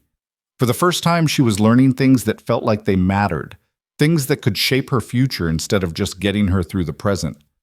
But it wasn't all lessons and work. There were quiet moments, too, Evenings spent reading by the fire, Sunday dinners with Rosa and the ranch hands, long rides through the valley just for the joy of it. There was laughter sometimes, and stories, and the slow accumulation of memories that didn't hurt to hold. And there was the growing certainty, deeper with each passing day, that she had found something she had never thought she would have: a home. It was late August when the riders came. Lena was in the south pasture, checking on a section of fence that had been damaged in a recent storm, when she saw them approaching. 3 men on horseback, moving fast along the main trail, their horses kicking up dust that hung in the hot summer air like smoke. Something about them made her uneasy. She couldn't have said what it was. Maybe the way they rode, hard and purposeful, or maybe the way they held themselves, shoulders squared and chins raised like men who expected to be obeyed. Whatever it was, it made her instincts prickle with warning. She finished her work quickly and rode back toward the main house, arriving just as the strangers were dismounting in the yard. Marcus was already there, standing on the porch with his arms crossed and his expression unreadable. Rosa hovered in the doorway behind him, her face tight with worry. "Mr. Hale." The lead rider tipped his hat, but there was no respect in the gesture. He was a big man, broad-shouldered and thick-necked, with a face that looked like it had been carved from granite and a scar that ran from his temple to his jaw. "Been a while." "Garrett," Marcus's voice was flat. "Didn't expect to see you again." "Life's full of surprises." The man, Garrett, let his eyes wander over the property, taking in the barn, the corrals, the horses grazing in the distance. "Place looks good. You've done well for yourself." "I've worked hard." "There's a difference." "Is there?" Garrett smiled, but it didn't reach his eyes. "The way I see it, you've got more than your share, more land than any one man needs, more cattle, more everything." His gaze settled on Marcus with predatory intensity. "My father never got over losing that south section to you, ate at him until the day he died." "Your father lost that land fair and square. He bet it in a card game, and he lost. That's not my fault." "Maybe not. But here's the thing." Garrett stepped forward, and his men moved with him, flanking him like wolves around a pack leader. "I don't care about fair. I care about what's mine. And the way I see it, that south section should have stayed in my family." Lena had dismounted and was standing near the corner of the house, watching the confrontation unfold. Her heart was pounding, and her palms were slick with sweat, but she didn't move, didn't draw attention to herself. "You're not getting that land, Garrett." Marcus's voice was hard as iron. "Not today. Not ever. Your father made his choices, and those choices have consequences. That's how the world works. The world works, however, the strong decide it works." Garrett's smile widened. "And right now, I'm the strong one. I've got men. I've got resources. I've got..." His eyes flickered toward Lena, noticing her for the first time, and something ugly crossed his face. "What's this? You've got yourself a little orphan now?" Lena felt the words like a physical blow. Orphan. The word she had carried with her for so long, the label that marked her as unwanted and discarded. "Her name is Lena," Marcus said, and there was a warning in his voice that made Garrett's men shift uneasily. "And she's none of your concern." "Everything on this ranch is my concern." Garrett turned back to Marcus, dismissing Lena as easily as he might dismiss a fly. "Here's what's going to happen. You're going to sign over the south section. The papers are already drawn up. All you have to do is put your name on them, and we'll be on our way." "And if I refuse?" "Then things get complicated." Garrett's voice dropped, taking on a tone of menace that made the hair on Lena's arms stand up. "I've got lawyers. I've got connections. I can make your life very difficult, Hale, drag you through courts until you're buried in debt, challenge your land claims going back generations. By the time I'm done with you, you won't have a ranch left to defend." The threat hung in the air like poison. Marcus was silent for a long moment. Lena watched him, her heart in her throat, waiting for him to respond. When he finally spoke, his voice was calm, controlled, and utterly unyielding. "Get off my land." Garrett blinked. "Excuse me?" "You heard me. Get off my land. Take your men and your threats and your papers, and don't come back. This conversation is over." For a moment, Garrett looked genuinely surprised, like a man who had expected an easy victory and found a stone wall instead. Then his expression hardened, and the mask of civility dropped away entirely. "You're making a mistake, Hale." "Maybe, but it's my mistake to make." Marcus uncrossed his arms and stepped down from the porch, putting himself directly in front of Garrett. Despite the age difference, despite the fact that Garrett was bigger and younger and had two armed men at his back, Marcus didn't flinch. "This ranch has been in my family for 3 generations," he said, his voice low and fierce. "I built it with my own hands. I buried my wife here. I buried my daughter here. Every inch of this land has been soaked in my sweat and my blood and my tears. And you think you can walk in here with some piece of paper and take it from me?" He stepped closer until he and Garrett were almost nose to nose. "Try it," Marcus said. "Try it and see what happens." The silence that followed was absolute. Even the wind seemed to hold its breath. Then Garrett laughed, a harsh, ugly sound that broke the tension without dissolving it. "You've got spine, old man. I'll give you that." He stepped back, adjusting his hat. "But spine won't save you when the lawyers come. We'll be back. And next time, I won't be so polite." He swung back onto his horse, and his men followed suit. Within moments, they were riding away, their dust trail marking their passage like a scar across the land. Marcus watched them go, his jaw set and his fists clenched at his sides. Lena approached slowly, uncertain what to say. "Marcus?" she said softly. "Are you okay?" He didn't answer for a long moment. Then he let out a breath and turned to look at her. "The Garrett family has been a thorn in my side for 30 years, he said, his voice weary. "Jacob Garrett, that man's father, was my neighbor back when I was just starting out. We used to be friends, believe it or not. Then came the card game and the land, and suddenly we were enemies." "He died?"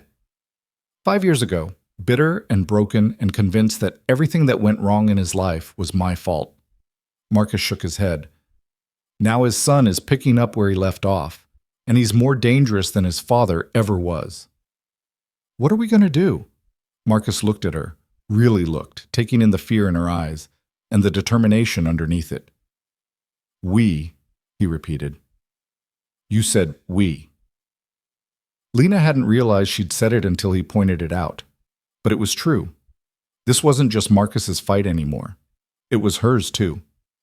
"This is my home," she said, and saying it out loud made it feel more real than ever before.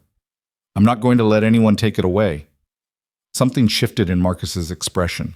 The weariness faded, replaced by something fiercer, something that looked like hope. "Then we fight," he said. "Together. Whatever comes next, we face it together."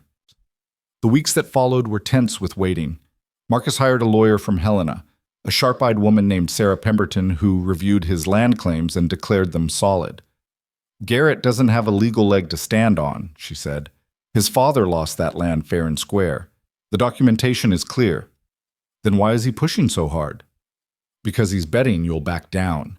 He's betting that the threat of a long, expensive legal battle will make you settle." She smiled grimly.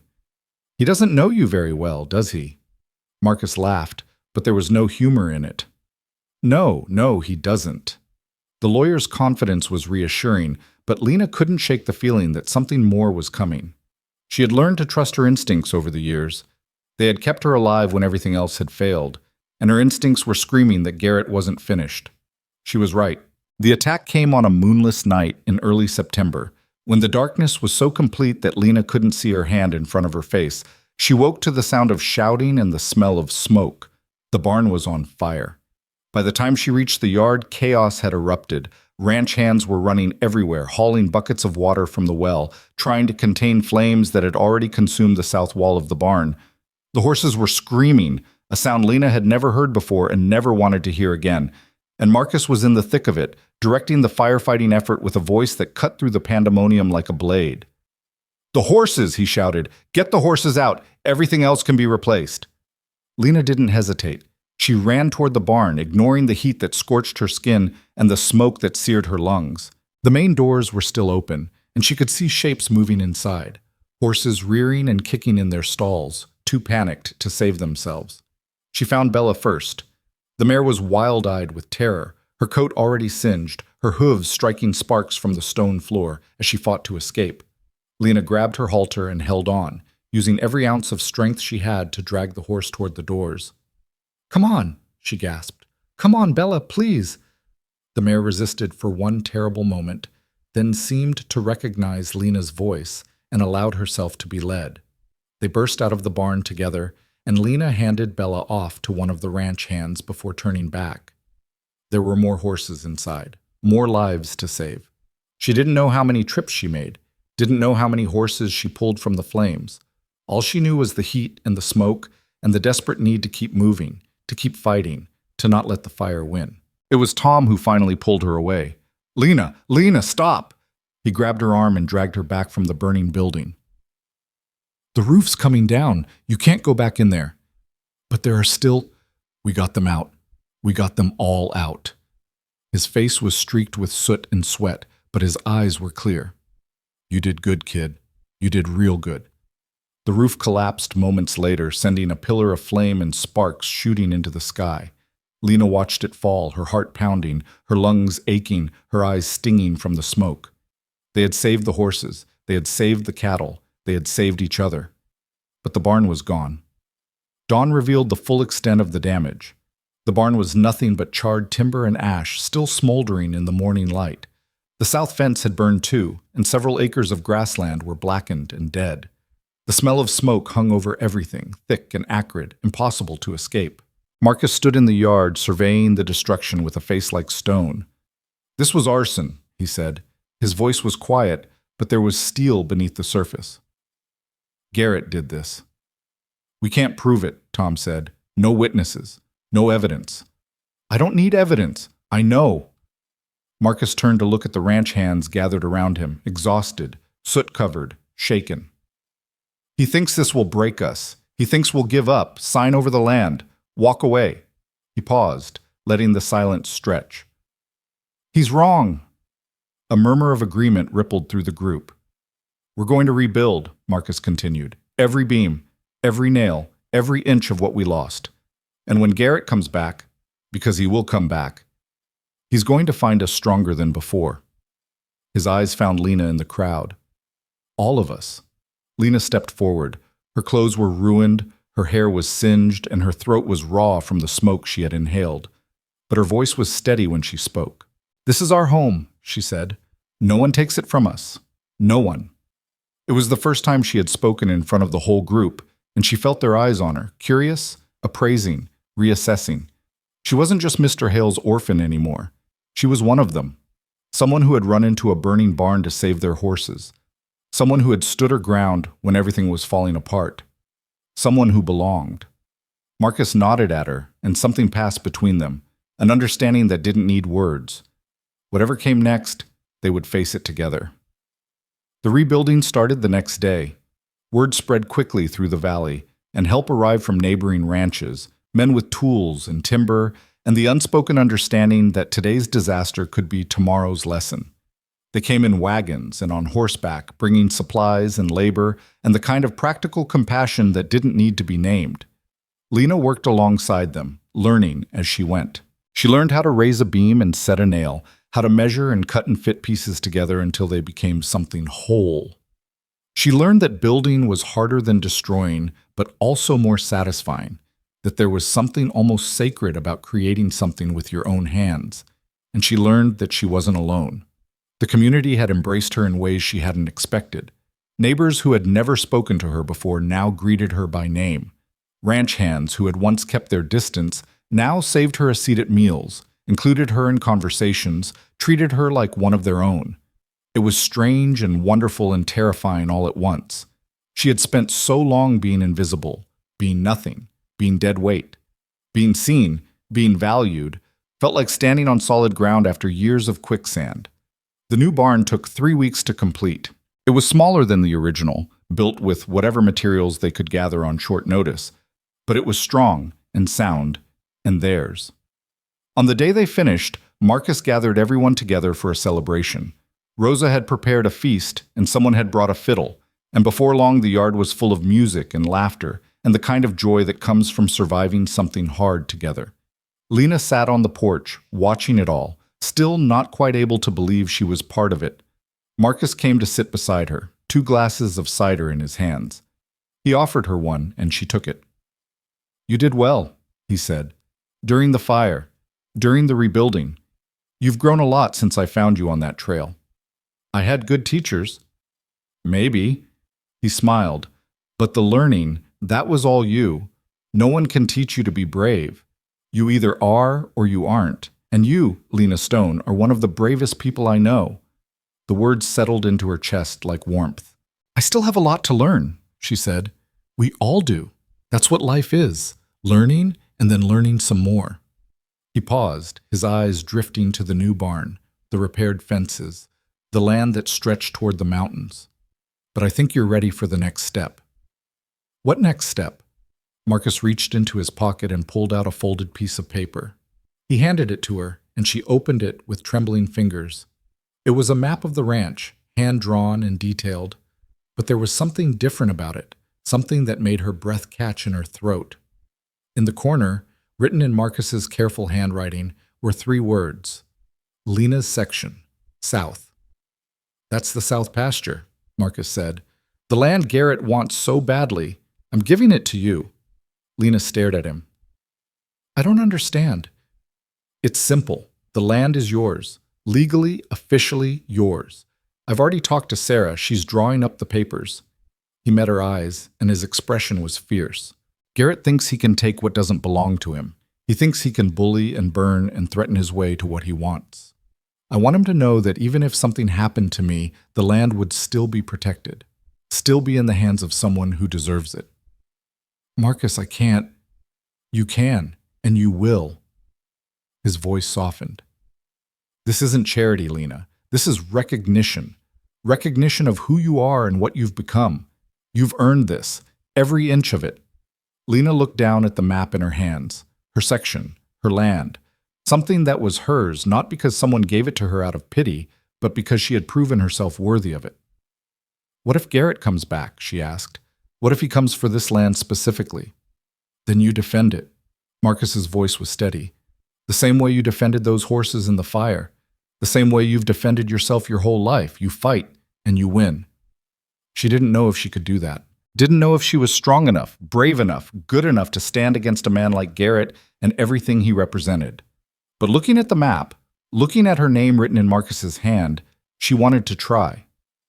"Okay," she said. "Okay, I'll do it." Marcus smiled, and for the first time since the fire, the weariness seemed to lift from his shoulders. "I know you will." 3 days later, Garrett returned. He came alone this time, riding up to the main house in the late afternoon, his horse lathered and his face dark with barely contained fury. Word had reached him, apparently, about the changes Marcus had made, about the land that was no longer his to threaten. Lena was in the yard when he arrived. She had been helping Tom repair a section of fence near the house, and she straightened as Garrett dismounted, her heart pounding, but her face calm.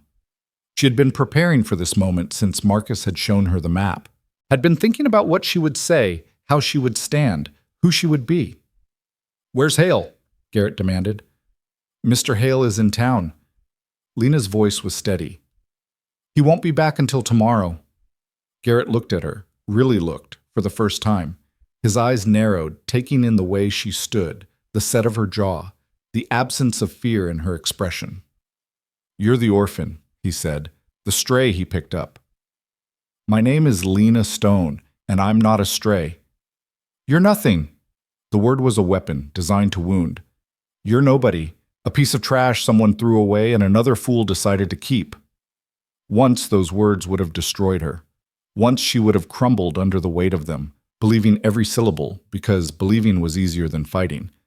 But that was before Marcus, before the ranch, before she learned what it meant to belong somewhere. "I'm the owner of the south section," Lena said, "the land you want so badly. It's mine now legally and officially, and I'm not giving it up." Garrett's face went red. For a moment he looked like he might strike her, might raise his hand and bring it down with all the force of his rage. But Lena didn't flinch, didn't step back, didn't give him even an inch of ground. "You think a piece of paper changes anything?" he snarled. "You think owning land makes you somebody? You're still the same worthless orphan you've always been, the same nothing. Maybe, Lena's voice was quiet but fierce, but this nothing is standing on her own land, looking you in the eye and telling you to leave. So which one of us is really worth nothing? The silence that followed was electric. Garrett stared at her, his fury giving way to something else, something that looked almost like grudging respect, quickly buried. "This isn't over," he said finally, "not by a long shot." "Maybe not. But today it is." Lena pointed toward the gate. "That's the way out. I suggest you use it. For a moment she thought he might refuse, thought he might escalate, might push the confrontation into violence. But something in her expression, or maybe something in his own calculations, made him stop. He mounted his horse and rode away without another word. Lena watched him go, her heart still pounding, her hands still steady. She had done it. She had stood her ground against the man who wanted to take everything from her, and she hadn't backed down. Not today. Not ever again. When Marcus returned the next day and heard what had happened, he found Lena in the south pasture, standing at the fence line and looking out over the land that was now hers. "Tom told me about Garrett," he said, coming to stand beside her. "About what you said to him. Was I wrong to confront him?" "No." Marcus shook his head. "You were exactly right. You showed him that this land has a defender, that it won't be easy to take. He said it's not over. It probably isn't. Men like Garrett don't give up easily." He paused. "But neither do we." Lena looked out over the pasture, the grass rippling in the wind, the mountains rising in the distance, the sky stretching endless and blue above it all. This was hers. This piece of the world, this corner of existence, belonged to her. Not because someone had given it to her out of pity, not because she had inherited it by accident of birth, but because she had earned it, because she had proven herself worthy. "I used to think being worth something meant being wanted by other people," she said quietly. "I spent my whole life trying to be good enough, useful enough, small enough to make someone keep me. And it never worked. No matter what I did, they always threw me away." Marcus was silent, listening. "But now I understand," Lena continued. "Being worth something doesn't come from other people. It comes from you, from what you do, from who you choose to be." She turned to look at him, and her eyes were bright with unshed tears. "You taught me that, you and this ranch, and everyone here." Marcus reached out and put a hand on her shoulder. "I didn't teach you anything you didn't already know," he said. "I just gave you a place to remember it." They stood there together as the sun began to set, painting the sky in shades of gold and crimson. The land spread out before them, vast and beautiful, and full of possibility. And Lena Stone, the girl who had once been left on a trail to die, who had once believed she was worth nothing, stood tall and unafraid. She had a home now, a family, a piece of land to call her own, and she would defend it with everything she had. The autumn that followed was the most peaceful Lena had ever known. The threat of Garrett lingered like a storm cloud on the horizon, but for now, the skies were clear. The ranch settled into its seasonal rhythm. The cattle were brought down from the high pastures, and the last of the hay was stored in the newly rebuilt barn. The days grew shorter, the nights grew colder, and life went on. And Lena went on with it. She was different now, in ways that even she couldn't fully articulate.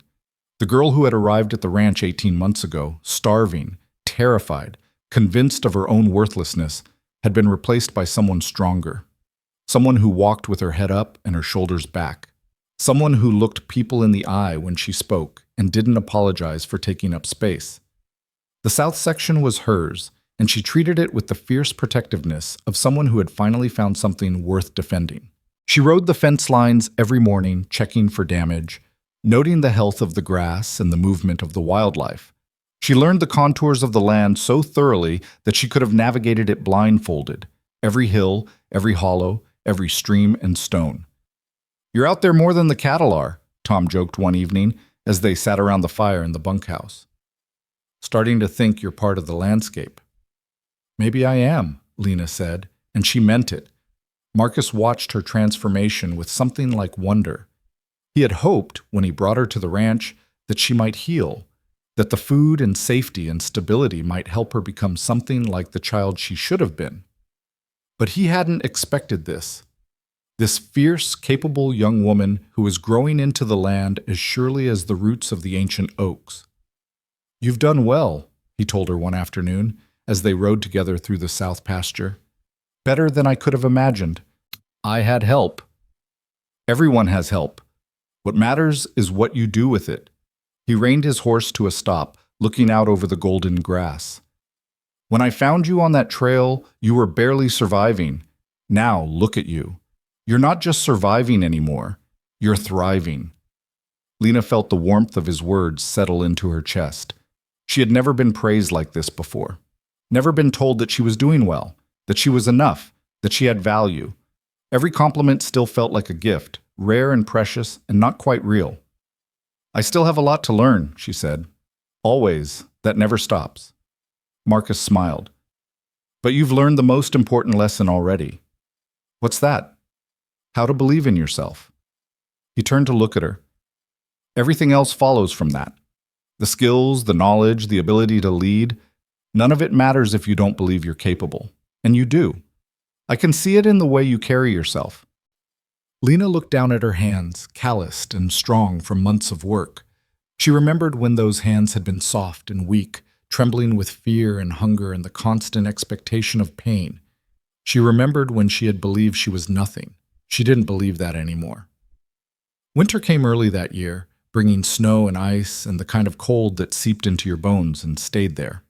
The ranch hunkered down against the weather, and the days took on a rhythm of feeding and checking and keeping everything alive until spring.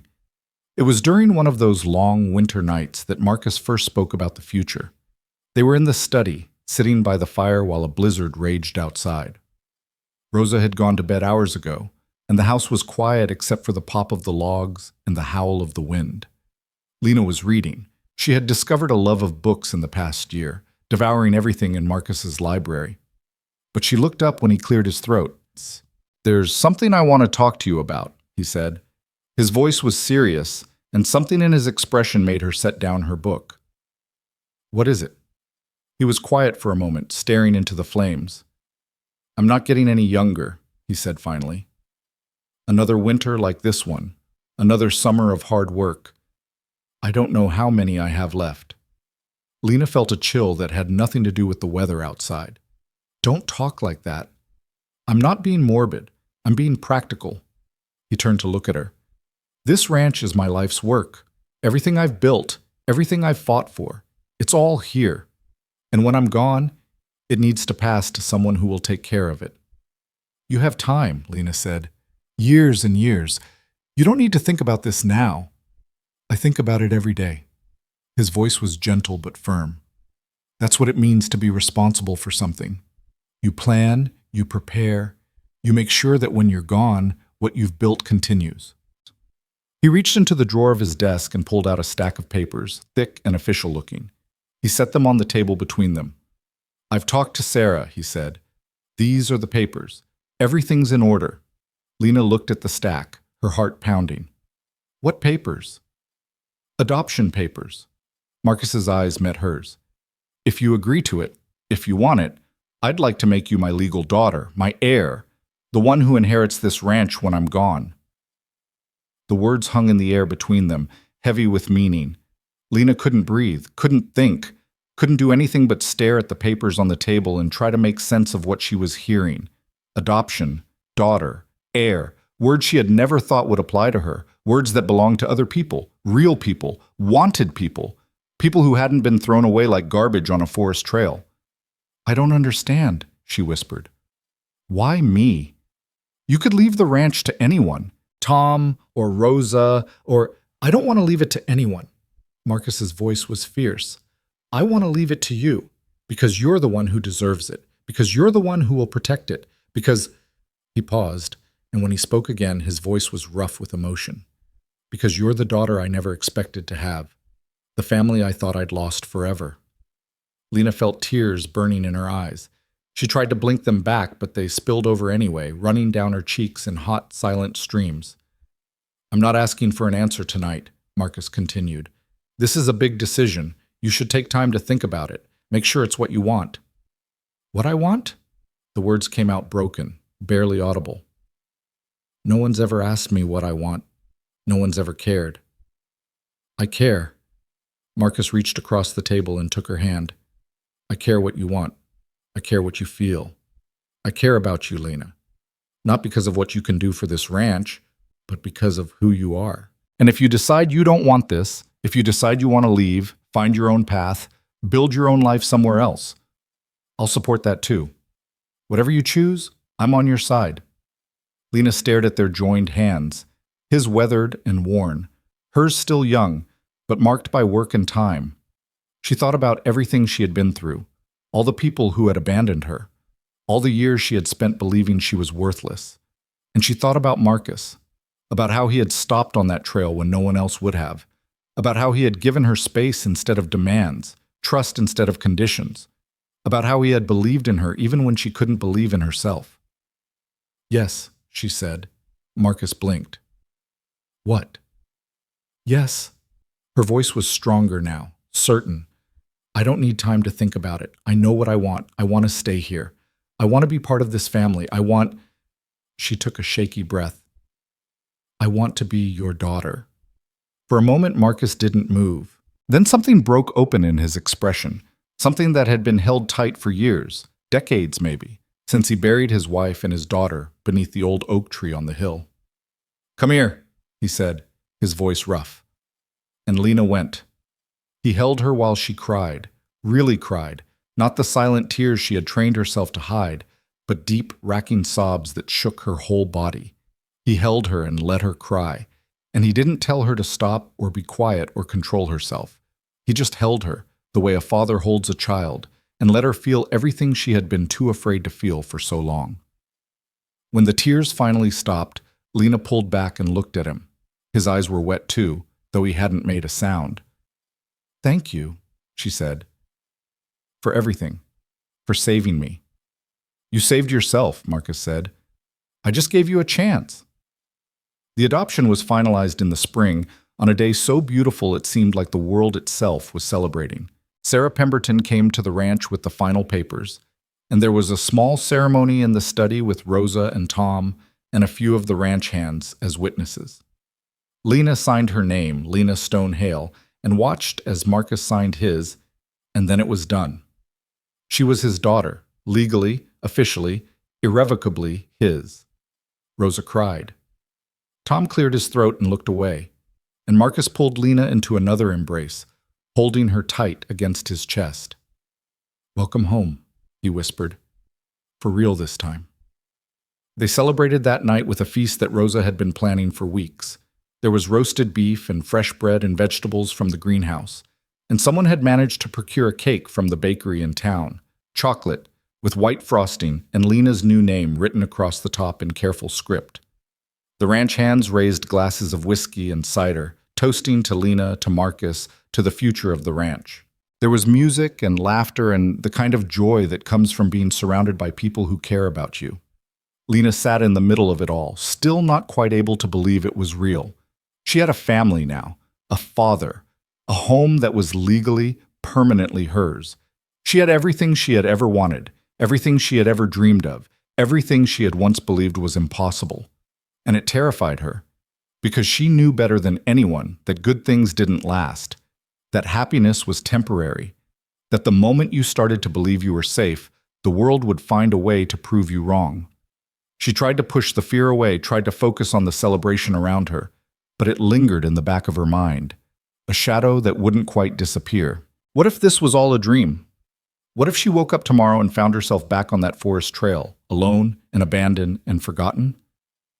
What if she lost everything again? Marcus found her later that night, after the celebration had wound down and the guests had gone home.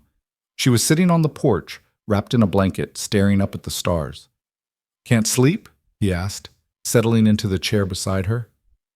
"Too much to think about." "Good thoughts or bad thoughts?" Lena was quiet for a moment.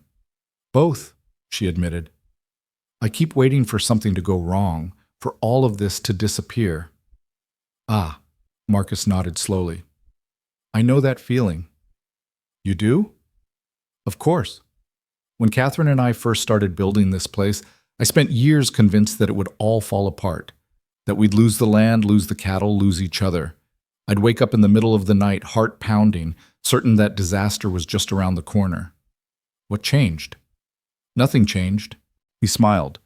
I just learned to live with the fear, to accept that bad things might happen, but that didn't mean I should stop enjoying the good things while I had them. He turned to look at her.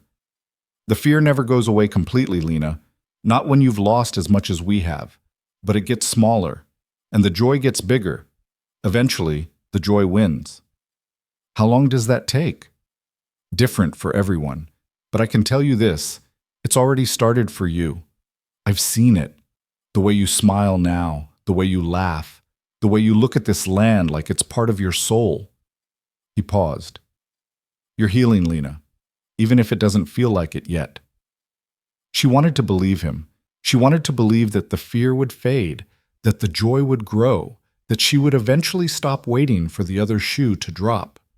But the shadow was still there, lurking in the corners of her mind. And somewhere deep down, she knew it would take more than words to make it go away. Spring turned to summer, and summer brought work. Endless, exhausting, satisfying work that left Lena too tired to worry about anything except the task in front of her. The cattle needed to be moved to the high pastures. The fences needed to be repaired after the winter's damage. The hay needed to be cut and baled and stored for the coming year. There was always something to do, always something that needed her attention, and Lena threw herself into it with everything she had.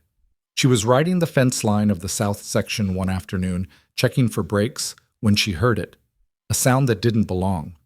She reined Bella to a stop, her head tilted, listening. The wind was blowing from the east, carrying sounds from the direction of the old creek bed that marked the boundary between her land and Garrett's. There it was again, a voice, small, frightened, calling for help. Lena kicked Bella into a gallop, her heart pounding. She didn't know what she would find, didn't know if it was a trap, a trick, another move in Garrett's endless game.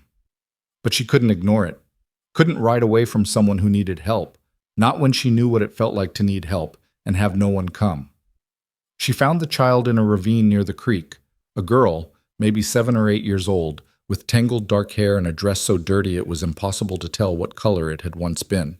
She was huddled against a rock, her arms wrapped around her knees, and when she saw Lena approaching, her eyes went wide with terror. "Don't hurt me," she whispered. "Please don't hurt me."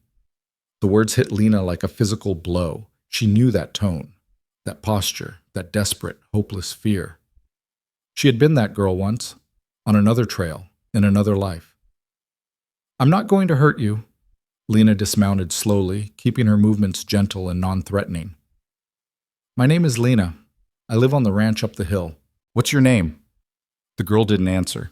She just stared at Lena with those huge, terrified eyes, her whole body trembling. "Are you hurt?" Lena tried again. "Are you hungry?" At the word hungry, something flickered in the girl's expression. She nodded, almost imperceptibly. "Okay." Lena reached into her saddlebag and pulled out the lunch Rosa had packed for her that morning, a sandwich, an apple, a canteen of water. She set them on the ground between her and the girl, then stepped back to give her space. "It's for you," she said. "Take as much as you want. I won't come any closer." The girl stared at the food like it might explode. Then, slowly, hesitantly, she crawled forward and grabbed the sandwich. She tore into it with a ferocity that made Lena's heart ache, barely chewing before she swallowed, already reaching for the apple before the first bite was finished. Lena watched her eat, and she felt something shift inside her chest, a recognition, a responsibility. "Where are your parents?" she asked gently, once the girl had slowed down enough to breathe. "Don't have any." The words came out flat, empty. "Mama died last winter. Papa left before I was born." "Who's taking care of you?" "Nobody." The girl wiped her mouth with the back of her hand. "I was living with the Hendersons, but they said they couldn't afford to feed me anymore.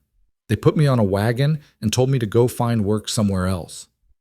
The same story, the same abandonment, the same cruelty dressed up as necessity. Lena felt rage building in her chest, rage at the Hendersons, at everyone who had ever thrown away a child like garbage.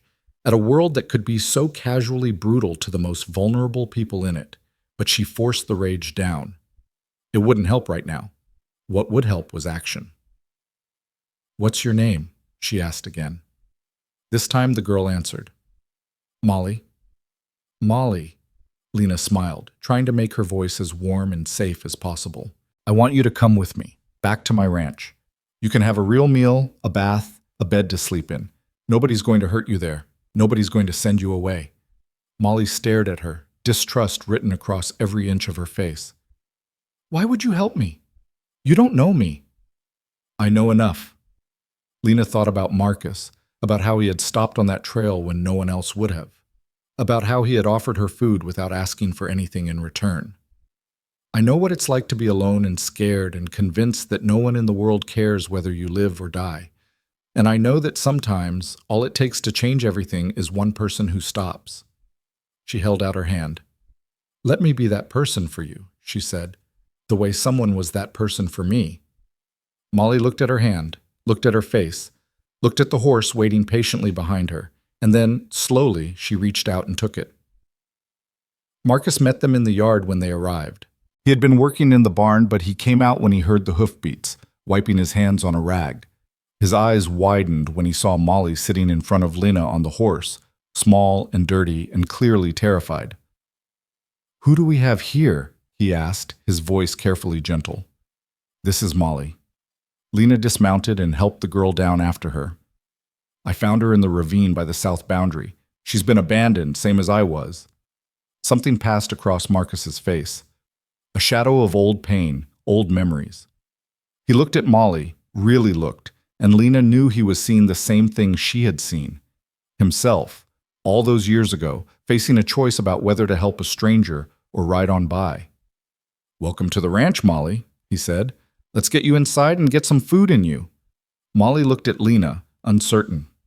Lena nodded. "It's okay," she said. "He's my father. He's the one who saved me, and he'll help you too." Rosa fussed over Molly like she was a long-lost granddaughter, drawing her a bath and finding her clean clothes and preparing a meal that was more food than the girl had probably seen in weeks. Molly ate in silence, her eyes darting around the kitchen like she expected someone to come and take it all away. Lena sat with her, not pushing, not asking questions, just being there, being present, being the steady, safe presence that she had so desperately needed when she first arrived at this ranch.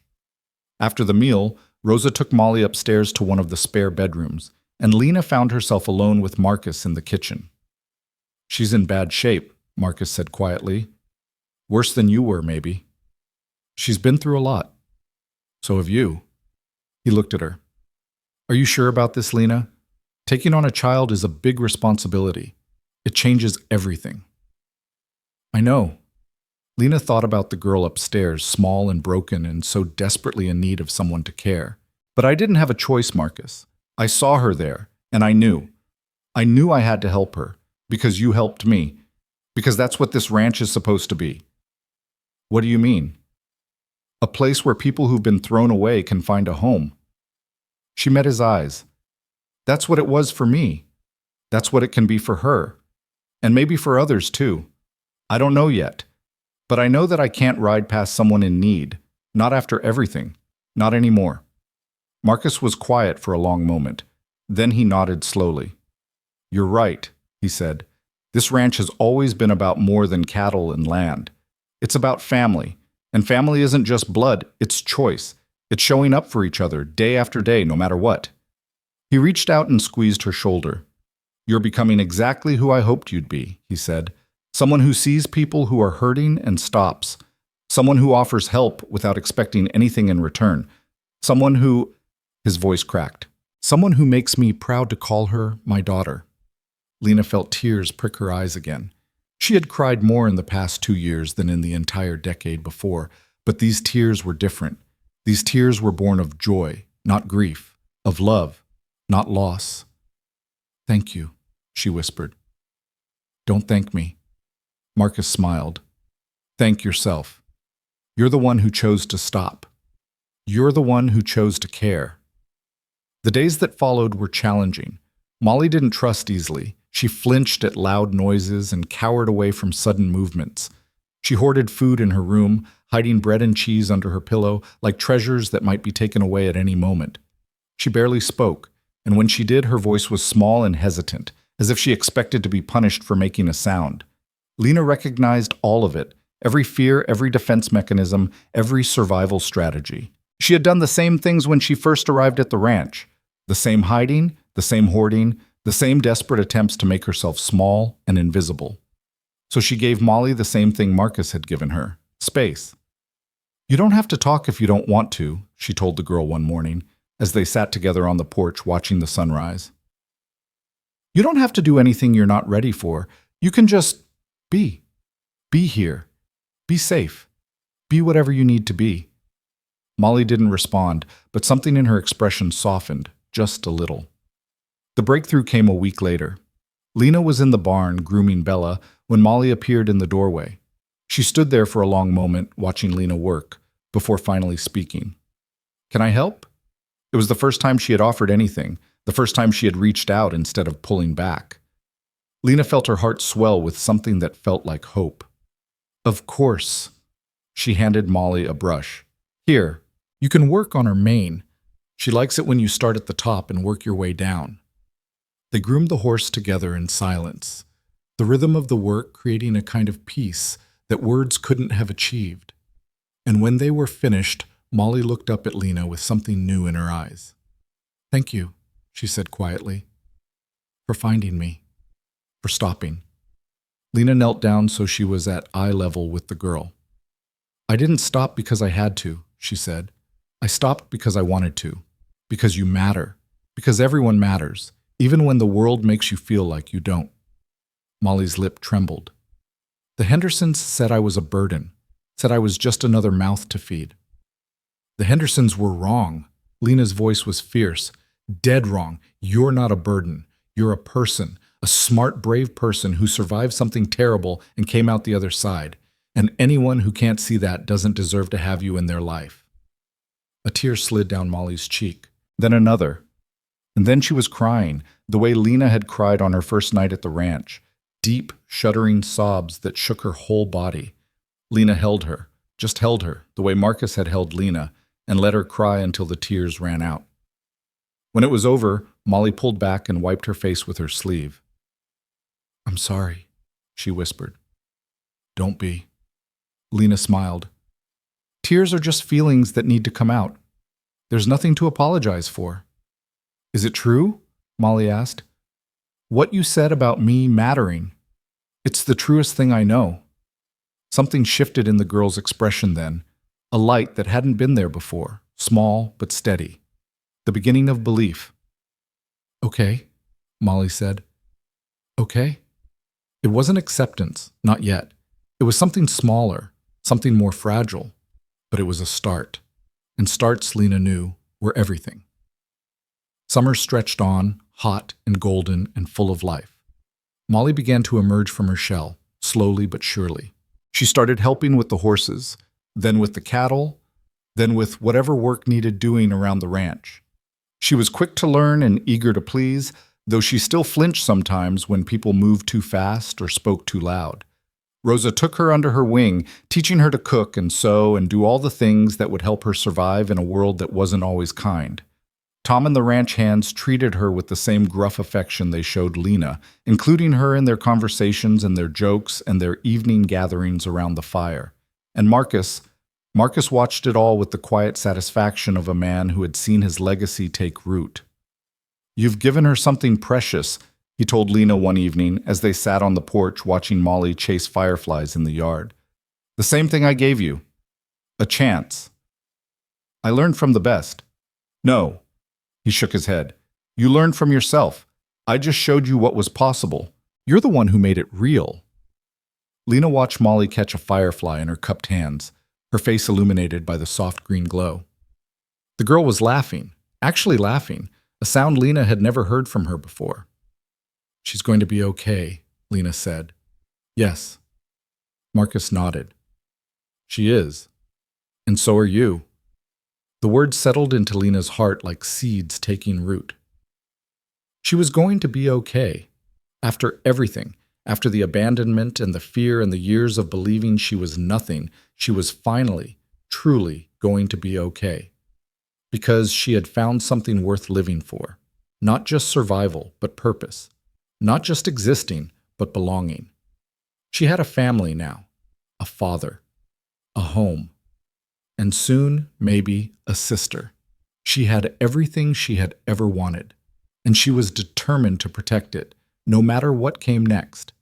But even as she sat there in the peaceful summer evening, surrounded by everything she loved, some part of her knew that the peace wouldn't last forever.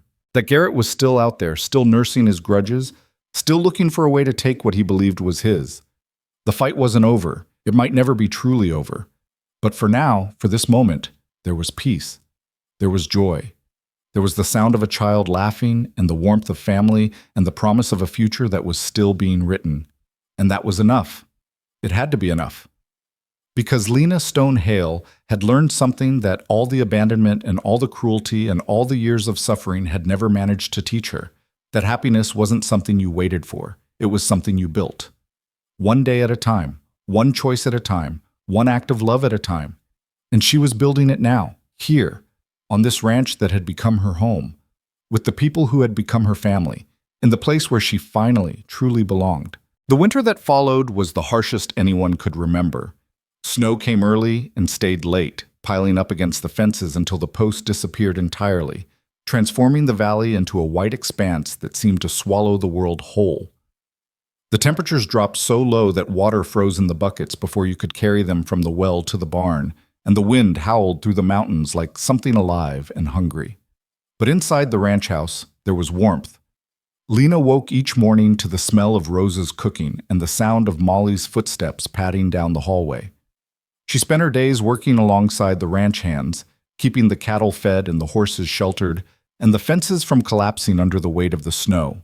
She spent her evenings by the fire with Marcus and Molly, reading or talking or simply sitting together in the kind of comfortable silence that only family can share. It had been 3 years since Marcus found her on that forest trail. 3 years since she had been nothing, starving, abandoned, convinced that she was worthless. Now she was 17 years old, legally adopted, the heir to one of the largest ranches in the territory. And she had a sister. The adoption papers for Molly had been finalized in the fall, making her Molly Stone Hale. She was 9 now, still small for her age, but no longer fragile, no longer flinching at every sound or hoarding food under her pillow. She had bloomed under the ranch's care the same way Lena had, transforming from a terrified waif into a spirited, curious child who asked endless questions and laughed at Tom's terrible jokes and followed Lena around like a shadow. "She worships you," Rosa observed one afternoon, watching Molly help Lena with the dishes. "You know that, right?" Lena felt her cheeks warm. "She just wants to learn. She wants to be like you." Rosa smiled. "Can't say I blame her. You've become quite a woman, Lena Stone Hale." The words settled into Lena's heart like sunlight. She still wasn't used to compliments, still felt that old instinct to deflect or minimize whenever someone said something kind. But she was learning to accept them, learning to believe that maybe, just maybe, she deserved them. Spring arrived slowly, melting the snow inch by inch, revealing the green grass beneath like a promise being kept. The cattle were moved back to the high pastures, the fences were repaired, and the ranch stirred back to life after the long winter's sleep. It was during one of those early spring days, when the air was still crisp but the sun was warm on your face, that Marcus called Lena into his study. "Close the door," he said. "We need to talk." Something in his tone made Lena's stomach tighten. She did as he asked, settling into the chair across from his desk with a sense of foreboding she couldn't quite explain. Marcus looked older than he had 3 years ago. The lines on his face had deepened, and his hair had gone from gray-streaked to almost entirely white. But his eyes were still sharp, still full of the quiet intelligence that had built this ranch from nothing. "I've been to see the doctor in town," he said without preamble. "Last week, while you were moving the cattle." Lena felt the blood drain from her face. "What? Why didn't you tell me?" "Because I wanted to know what I was dealing with before I worried you." He paused, and something flickered across his expression, something that looked like acceptance. "My heart, Lena. It's been giving me trouble for a while now. shortness of breath, chest pains, the usual. I thought it was just age, but the doctor says it's more than that. How much more? He can't say for certain. Could be years, could be months. Marcus met her eyes steadily. Could be tomorrow. The words hit Lena like a physical blow. She had known, somewhere in the back of her mind, that Marcus wouldn't live forever. He was in his late 60s now, and ranch work was hard on a body. But knowing something intellectually and facing it as reality were two very different things. There must be something we can do, she said, her voice barely above a whisper. Medicine, rest, something. I'm doing what the doctor recommended. Resting more, working less. Marcus smiled, though it didn't quite reach his eyes. But I wanted you to know the truth. No secrets between us. That's how family works. Lena felt tears burning in her eyes. She tried to blink them back, but they spilled over anyway, running down her cheeks in hot, silent streams. Don't, she said. Don't you dare leave me. Not after everything, not now. I'm not planning on going anywhere yet. Marcus reached across the desk and took her hand. But plans don't always work out the way we want them to. And I need to know that when my time comes, whenever that is, you'll be ready. Ready for what? To take over. To run this ranch. To protect everything we've built. His grip tightened. I've spent the last 3 years preparing you for this, Lena. Teaching you everything I know. And you've learned it all, better than I could have hoped. But now I need you to understand something. What? This ranch isn't just land and cattle. It's legacy. It's the people who work here and depend on us. It's Molly and Rosa and Tom and everyone else who calls this place home. He paused. And it's you. It's the life you've built here, the person you've become. When I'm gone, all of that will be in your hands. I can't do it without you. Yes, you can. His voice was fierce. You've already done harder things than running a ranch. You survived being abandoned. You survived the orphanage. You survived Martha Greer. You stood up to Garrett when you were just a child, and you didn't back down. He smiled. You're stronger than you know, Lena. You always have been. She wanted to argue, wanted to tell him that strength meant nothing without him, that she needed him, that she wasn't ready to face the world alone. But she looked into his eyes, those kind, steady eyes that had seen so much and asked so little, and she understood what he was really asking. He wasn't asking her to be ready. He was asking her to promise. Okay, she said, her voice cracking. Okay, I promise. Marcus nodded slowly, and something like peace settled over his features. That's my girl. The months that followed were bittersweet. Marcus scaled back his work, spending more time on the porch and less time in the saddle.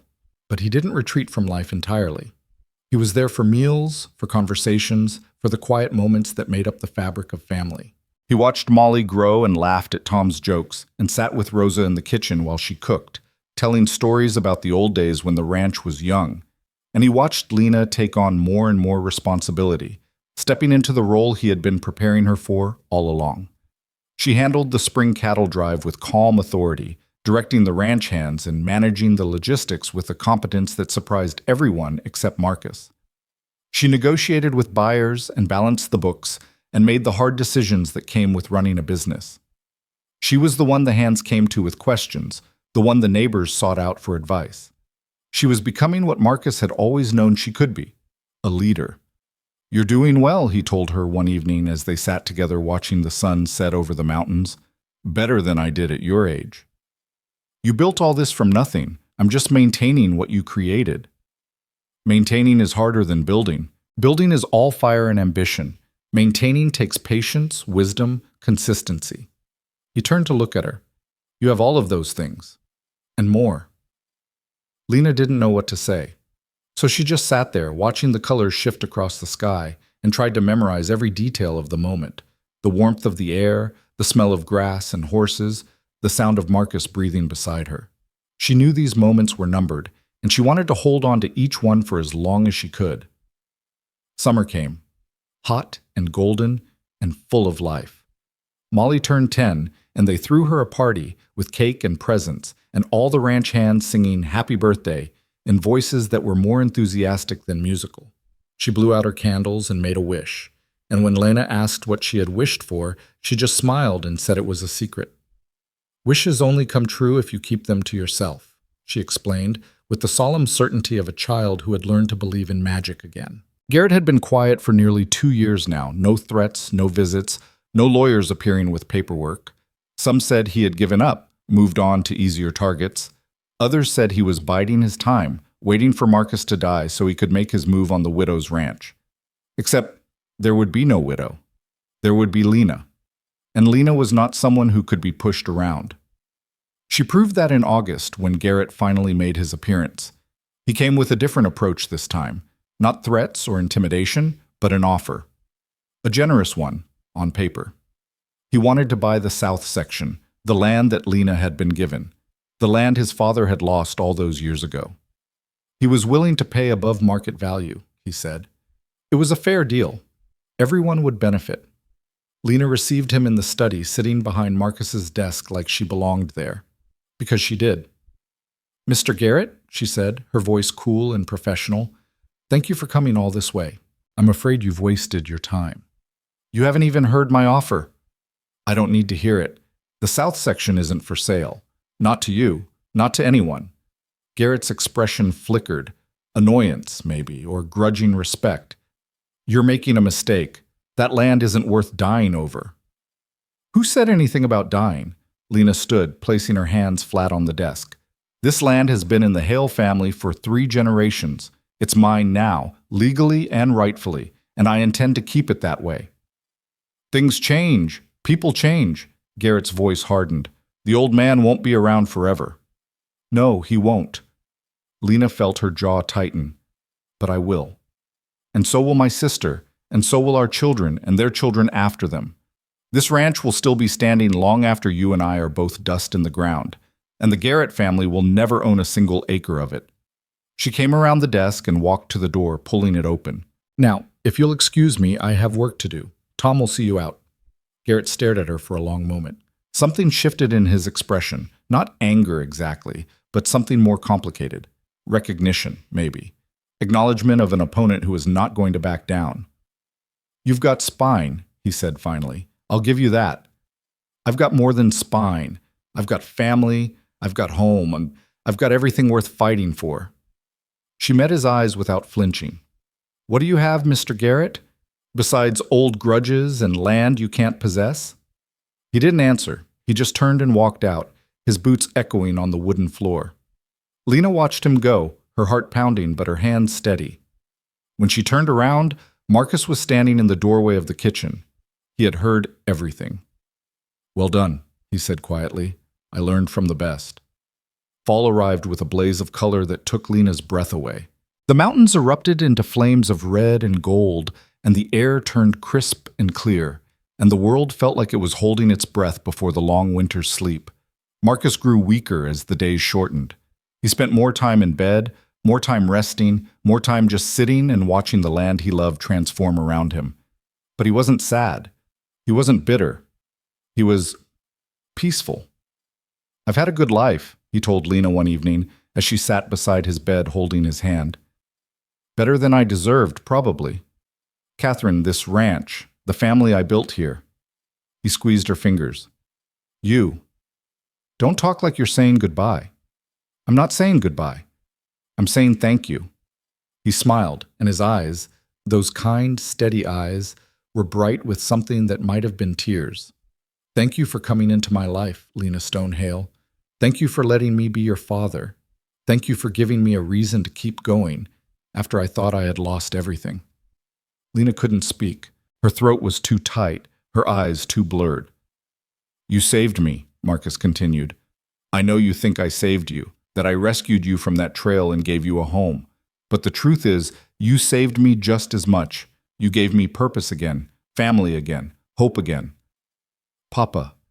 The word came out broken, barely audible. She hadn't called him that often. It still felt strange on her tongue, even after all this time. But right now, it was the only word that mattered. "I'm proud of you," he said. "More proud than I can say. You've become everything I hoped you would be, and more. And I know that when I'm gone, you'll take care of this place. Take care of the people here. Take care of Molly. I will, I promise. I know you will. He closed his eyes. You're my daughter, and my daughters keep their promises. He died 3 weeks later on a quiet November morning when the first snow of the year was just beginning to fall. Lena was with him when it happened. She had been sitting beside his bed all night, holding his hand, talking to him even though he was mostly asleep. She told him about the ranch, about the cattle, about all the small details of daily life that she knew he loved to hear. She told him about Molly's latest adventures, about Rosa's new recipe, about Tom's ongoing feud with a particularly stubborn fence post. And she told him that she loved him, over and over until she was sure the words had sunk in, had reached whatever part of him was still listening. Thank you, she whispered. Thank you for everything. For stopping on that trail. For giving me a chance. For believing in me when no one else did. She felt his hand tighten around hers, just slightly, just for a moment. And then he was gone. The funeral was held 3 days later beneath the old oak tree where Catherine and their first daughter were buried. The whole valley came, ranchers and farmers and townspeople, people who had known Marcus for decades, and people who had only met him once. They came to pay their respects to a man who had built something from nothing, who had helped his neighbors when they needed it, who had lived his life with quiet dignity and fierce love. Lena stood at the head of the grave, Molly's hand in hers, and spoke the words she had been preparing for weeks. Marcus Hale was the best man I ever knew, she said, her voice steady despite the tears on her cheeks. He found me when I was lost. He took me in when I was broken. He gave me everything, home, family, purpose, love, and asked for nothing in return except that I become the person he believed I could be. She looked out at the crowd, at all the faces watching her with sympathy and respect. He taught me that family isn't just blood. It's choice. It's showing up for each other day after day, no matter what. It's building something together and protecting it together and mourning together when it's gone. She looked down at the grave, at the simple wooden marker that bore his name.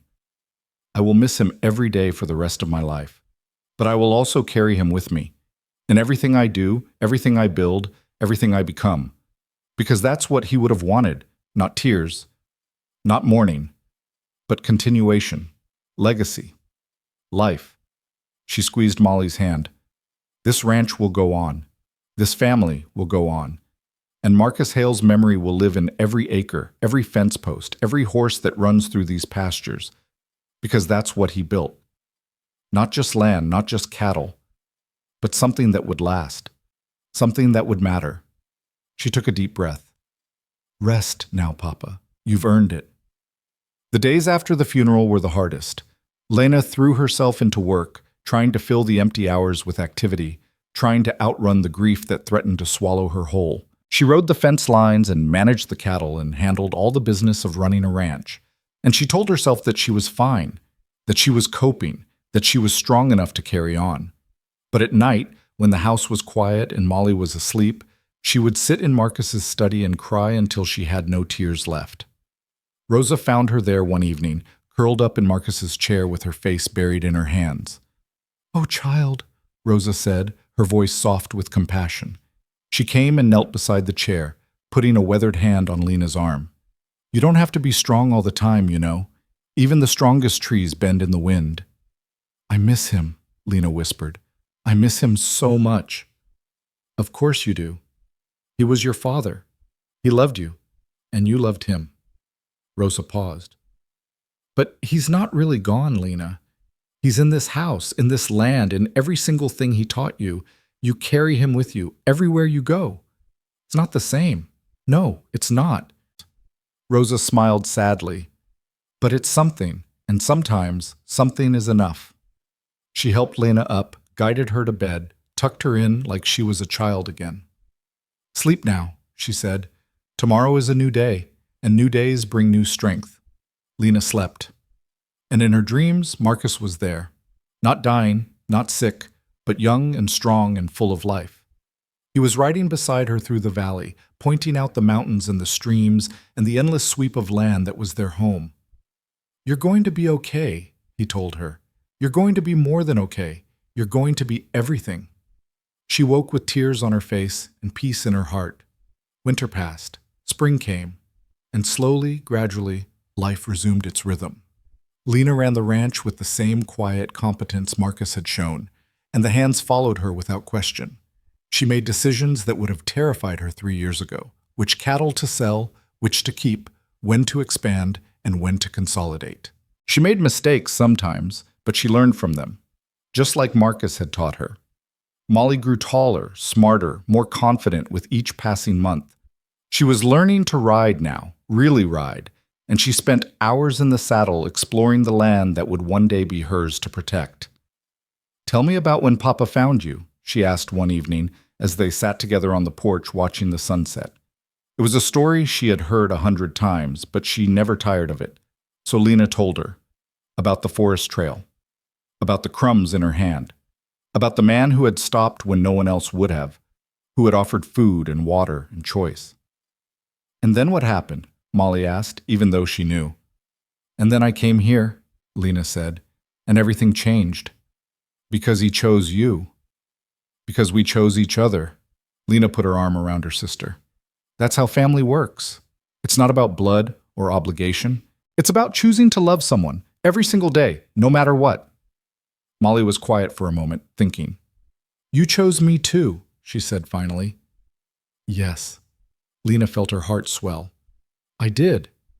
And I would choose you again 1,000 times over." Garrett returned in the fall when the leaves were just beginning to turn. But this time was different. He came alone, without lawyers or threats or demands. He rode up to the ranch house and asked to speak with Lena, and when she came out to meet him, she saw something in his face that hadn't been there before. "Miss Hale," he said, tipping his hat. "I hope I'm not intruding." "That depends on why you're here." "To apologize." The words seemed to cost him something. For everything, the threats, the fire, the years of making your life difficult. It was wrong. All of it.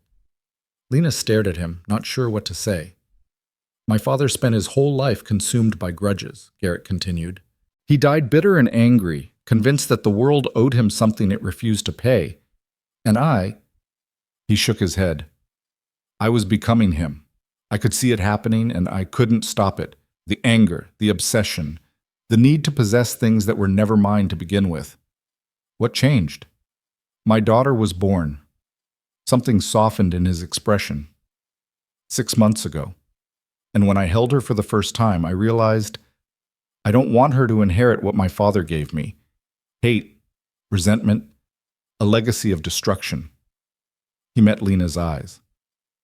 "I want her to inherit something better, a name that stands for something other than cruelty." Lena was quiet for a long moment, processing what she was hearing. "I can't undo what's been done," Garrett said. "Can't bring back your barn or give you back the years of fear. But I can promise you, on my honor, on my daughter's future, that it ends here. The feud, the threats, all of it. And the South section, yours, legally, rightfully, forever." He almost smiled. "I won't pretend I don't still want it, but some things matter more than land, and I'd rather my daughter grow up knowing her father was a decent man than inherit a ranch built on someone else's suffering." Lena studied him, the lines on his face, the weariness in his eyes, the genuine regret that seemed to radiate from every part of him. She thought about Marcus, about all the lessons he had taught her, about forgiveness, about grace, about the courage it took to move forward instead of holding on to the past. "I accept your apology," she said finally. "And I hope you mean what you say. Because if you don't, if this is just another trick, you'll find that I'm not the scared little girl you met on this porch 3 years ago." "I can see that," Garrett nodded. "Your father raised you well." "Yes," Lena said. "He did." They shook hands, a formal gesture, but somehow meaningful. And then Garrett mounted his horse and rode away, and Lena watched him go with a feeling she couldn't quite name. Closure, maybe, or hope, or just the quiet satisfaction of seeing something broken finally begin to heal. 5 years later, the ranch had grown beyond anything Marcus could have imagined. Lena had expanded the cattle operation, added new pastures, built a second barn to replace the one that had burned all those years ago. She had hired more hands, established relationships with buyers across 3 territories, turned a prosperous ranch into a thriving empire. But the real growth wasn't in the land or the cattle or the money. It was in the family. Molly was 15 now, tall and strong and fierce in all the best ways. She had inherited Lena's determination and Marcus's wisdom, and she was already showing signs of becoming a formidable rancher in her own right. She spent her days in the saddle, learning everything Lena could teach her, preparing to carry on the legacy that had been entrusted to them both. Rosa was still there, older and slower, but no less essential. She had become the grandmother neither girl had ever had, dispensing wisdom and comfort and chocolate chip cookies in equal measure. Tom had been promoted to foreman, running the day-to-day operations with the same quiet competence he had shown for decades. The other hands, some old, some new, worked alongside him with loyalty and respect. And there were others now, too. Children who had shown up at the ranch the same way Lena and Molly had, abandoned, lost, in need of somewhere to belong. Lena had taken them in, one by one, giving them the same chance Marcus had given her. Because that was what the ranch was for. That was what it had always been for. Not just cattle and land, but family, legacy, home. It was a summer evening, golden and warm, when Lena finally understood the full weight of what Marcus had given her. She was standing at the gate that marked the boundary of the property, looking out over the valley she had come to know better than her own heartbeat. The sun was setting behind the mountains, painting the sky in shades of orange and pink and purple, and the land stretched out before her like a promise being kept. Molly came to stand beside her, and together they watched the light fade. "Do you remember the day Papa found you?" Molly asked. "Every detail," Lena smiled. "I was standing on a trail, covered in dirt, holding a handful of crumbs that were supposed to last me 2 days. I thought I was going to die out there. And now look at you." Molly gestured at the ranch behind them, the houses, the barns, the fences stretching toward the horizon. "You built all this. We built it, all of us, together. But it started with you deciding to get on that horse and ride into the unknown." Lena thought about that day, about the fear she had felt, the uncertainty, the desperate hope that maybe, just maybe, this time would be different. It had been different. Impossibly, wonderfully, miraculously different. "You know what I've learned?" she said softly. "In all these years through everything that's happened." "What?" "That being left behind isn't the end of the story. It's just the beginning." She turned to look at her sister. "Every single person who abandoned me, my mother, my father, the orphanage, Martha Greer, they all thought they were throwing away garbage. Something worthless, something that didn't matter." Her voice grew stronger. "But they were wrong. They were all wrong. Because the thing about being thrown away is that it teaches you something. It teaches you that your worth doesn't come from other people. It comes from you. From what you choose to do with the life you've been given." She looked back at the valley, at the land that was hers, at the home she had built from nothing. "Marcus didn't save me," she said. "He gave me the chance to save myself. And that's what I'm trying to do for everyone who comes through these gates. Not rescue them, but show them that they're worth saving, that they matter, that they belong." Molly was quiet for a long moment. Then she slipped her hand into Lena's, the way she had done when she was small and scared and new to this world. "You're a good person, Lena Stone-Hale," she said. "The best person I know." "I had good teachers." "You had one teacher, and he's still here." Molly touched her heart. "Right here. Always." Lena felt tears prick her eyes, but she didn't try to stop them. These weren't tears of grief anymore. They were tears of gratitude, of love, of the profound, overwhelming joy of having found her place in the world. "Come on," she said, squeezing Molly's hand. "Rosa's making dinner, and you know how she gets if we're late." They turned and walked back toward the ranch house, toward the lights glowing in the windows and the smell of bread baking and the sound of laughter drifting through the open door. Toward home. Behind them, the sun finished its descent, and the first stars began to appear in the darkening sky. The valley fell into shadow, peaceful and quiet, the land resting after another day of being lived upon and loved.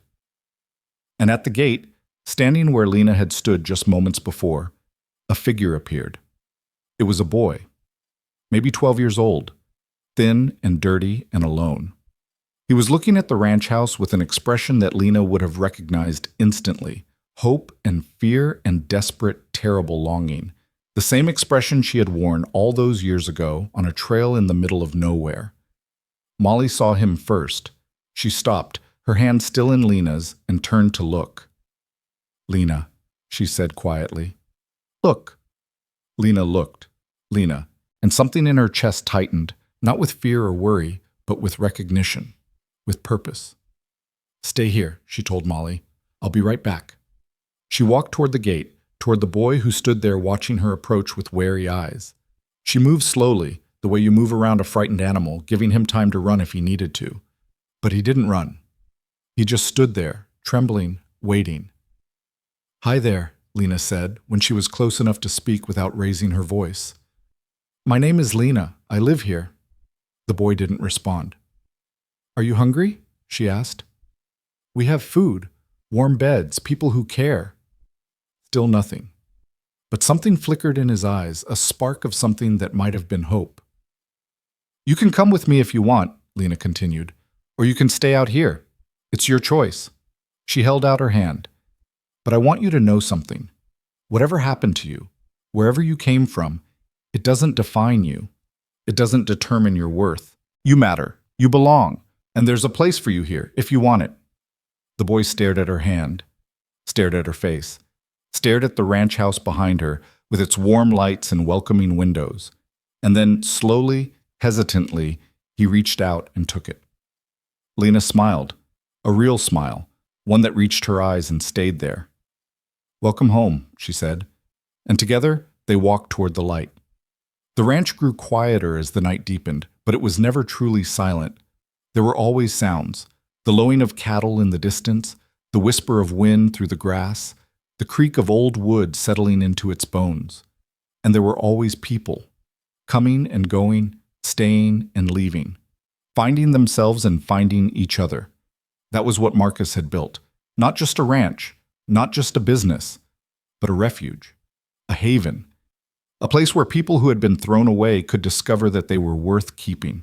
Lena stood on the porch that night, after the boy had been fed and bathed and put to bed, and she looked up at the stars scattered across the sky like diamonds on black velvet. Somewhere out there, she knew, were other children just like she had been, abandoned, alone, convinced that they were nothing. And somewhere out there, she hoped, were people like Marcus. People who would stop. People who would offer food and water and choice. People who would change everything with a single act of kindness. She couldn't save everyone. She knew that. The world was too big, and there were too many children in need, and she was just one woman on one ranch in one small corner of a vast, indifferent world. But she could save some, one at a time, the way she had been saved. And maybe that was enough. Maybe that was all anyone could do, light one small candle against the darkness and hope that others would do the same. "Papa," she whispered, her voice barely audible in the quiet night, "I hope I'm making you proud." There was no answer. There never was. But somehow, in the warmth of the night and the peace of the valley and the knowledge of all the lives she had touched, she felt it anyway. Pride, love, approval. The things Marcus had given her, still giving, even now. She turned and went inside, closing the door behind her, and the ranch settled into sleep, safe and warm and full of dreams. In the morning, there would be work to do, cattle to tend, fences to mend, children to teach and guide and love. There would be challenges and setbacks and moments of doubt, but there would also be joy, laughter, the slow, steady accumulation of moments that made up a life well lived. Because that was what Lena Stone Hale had learned in all her years of being abandoned and found, of being broken and healed, of being nothing and becoming everything. Life wasn't about the bad things that happened to you. It was about what you did afterward. It was about choosing to get up when you fell down. It was about choosing to hope when hope seemed impossible. It was about choosing to love when love seemed dangerous. And it was about choosing to stop, to reach out your hand, to offer food and water and shelter when you saw someone standing alone on the trail, waiting for someone to care. Marcus Hale had made that choice all those years ago. And now Lena was making it too, over and over, for as long as she lived, Because that was what it meant to be someone who mattered, not waiting for the world to give you worth, but going out and creating it yourself. One choice at a time, one life at a time, one hand reaching out for another in the darkness, finding each other, holding on. The girl who had once been left on a trail to die was now a woman who opened her doors to the lost and the broken and the thrown away. And she would keep opening them, forever, no matter what. Because home wasn't a place you were born into. It was a place you built, a place you earned, a place you shared with the people who chose to love you and the people you chose to love in return. And Lena Stone Hale had the biggest, warmest, most beautiful home in the entire world. Not because of the land or the cattle or the money, but because of the family, the legacy, the love. The proof that even the most broken things could be made whole again. The proof that nobody was ever truly nothing. The story that had started with abandonment ended with belonging. The girl who had been left behind was now the one who stayed. And that made all the difference.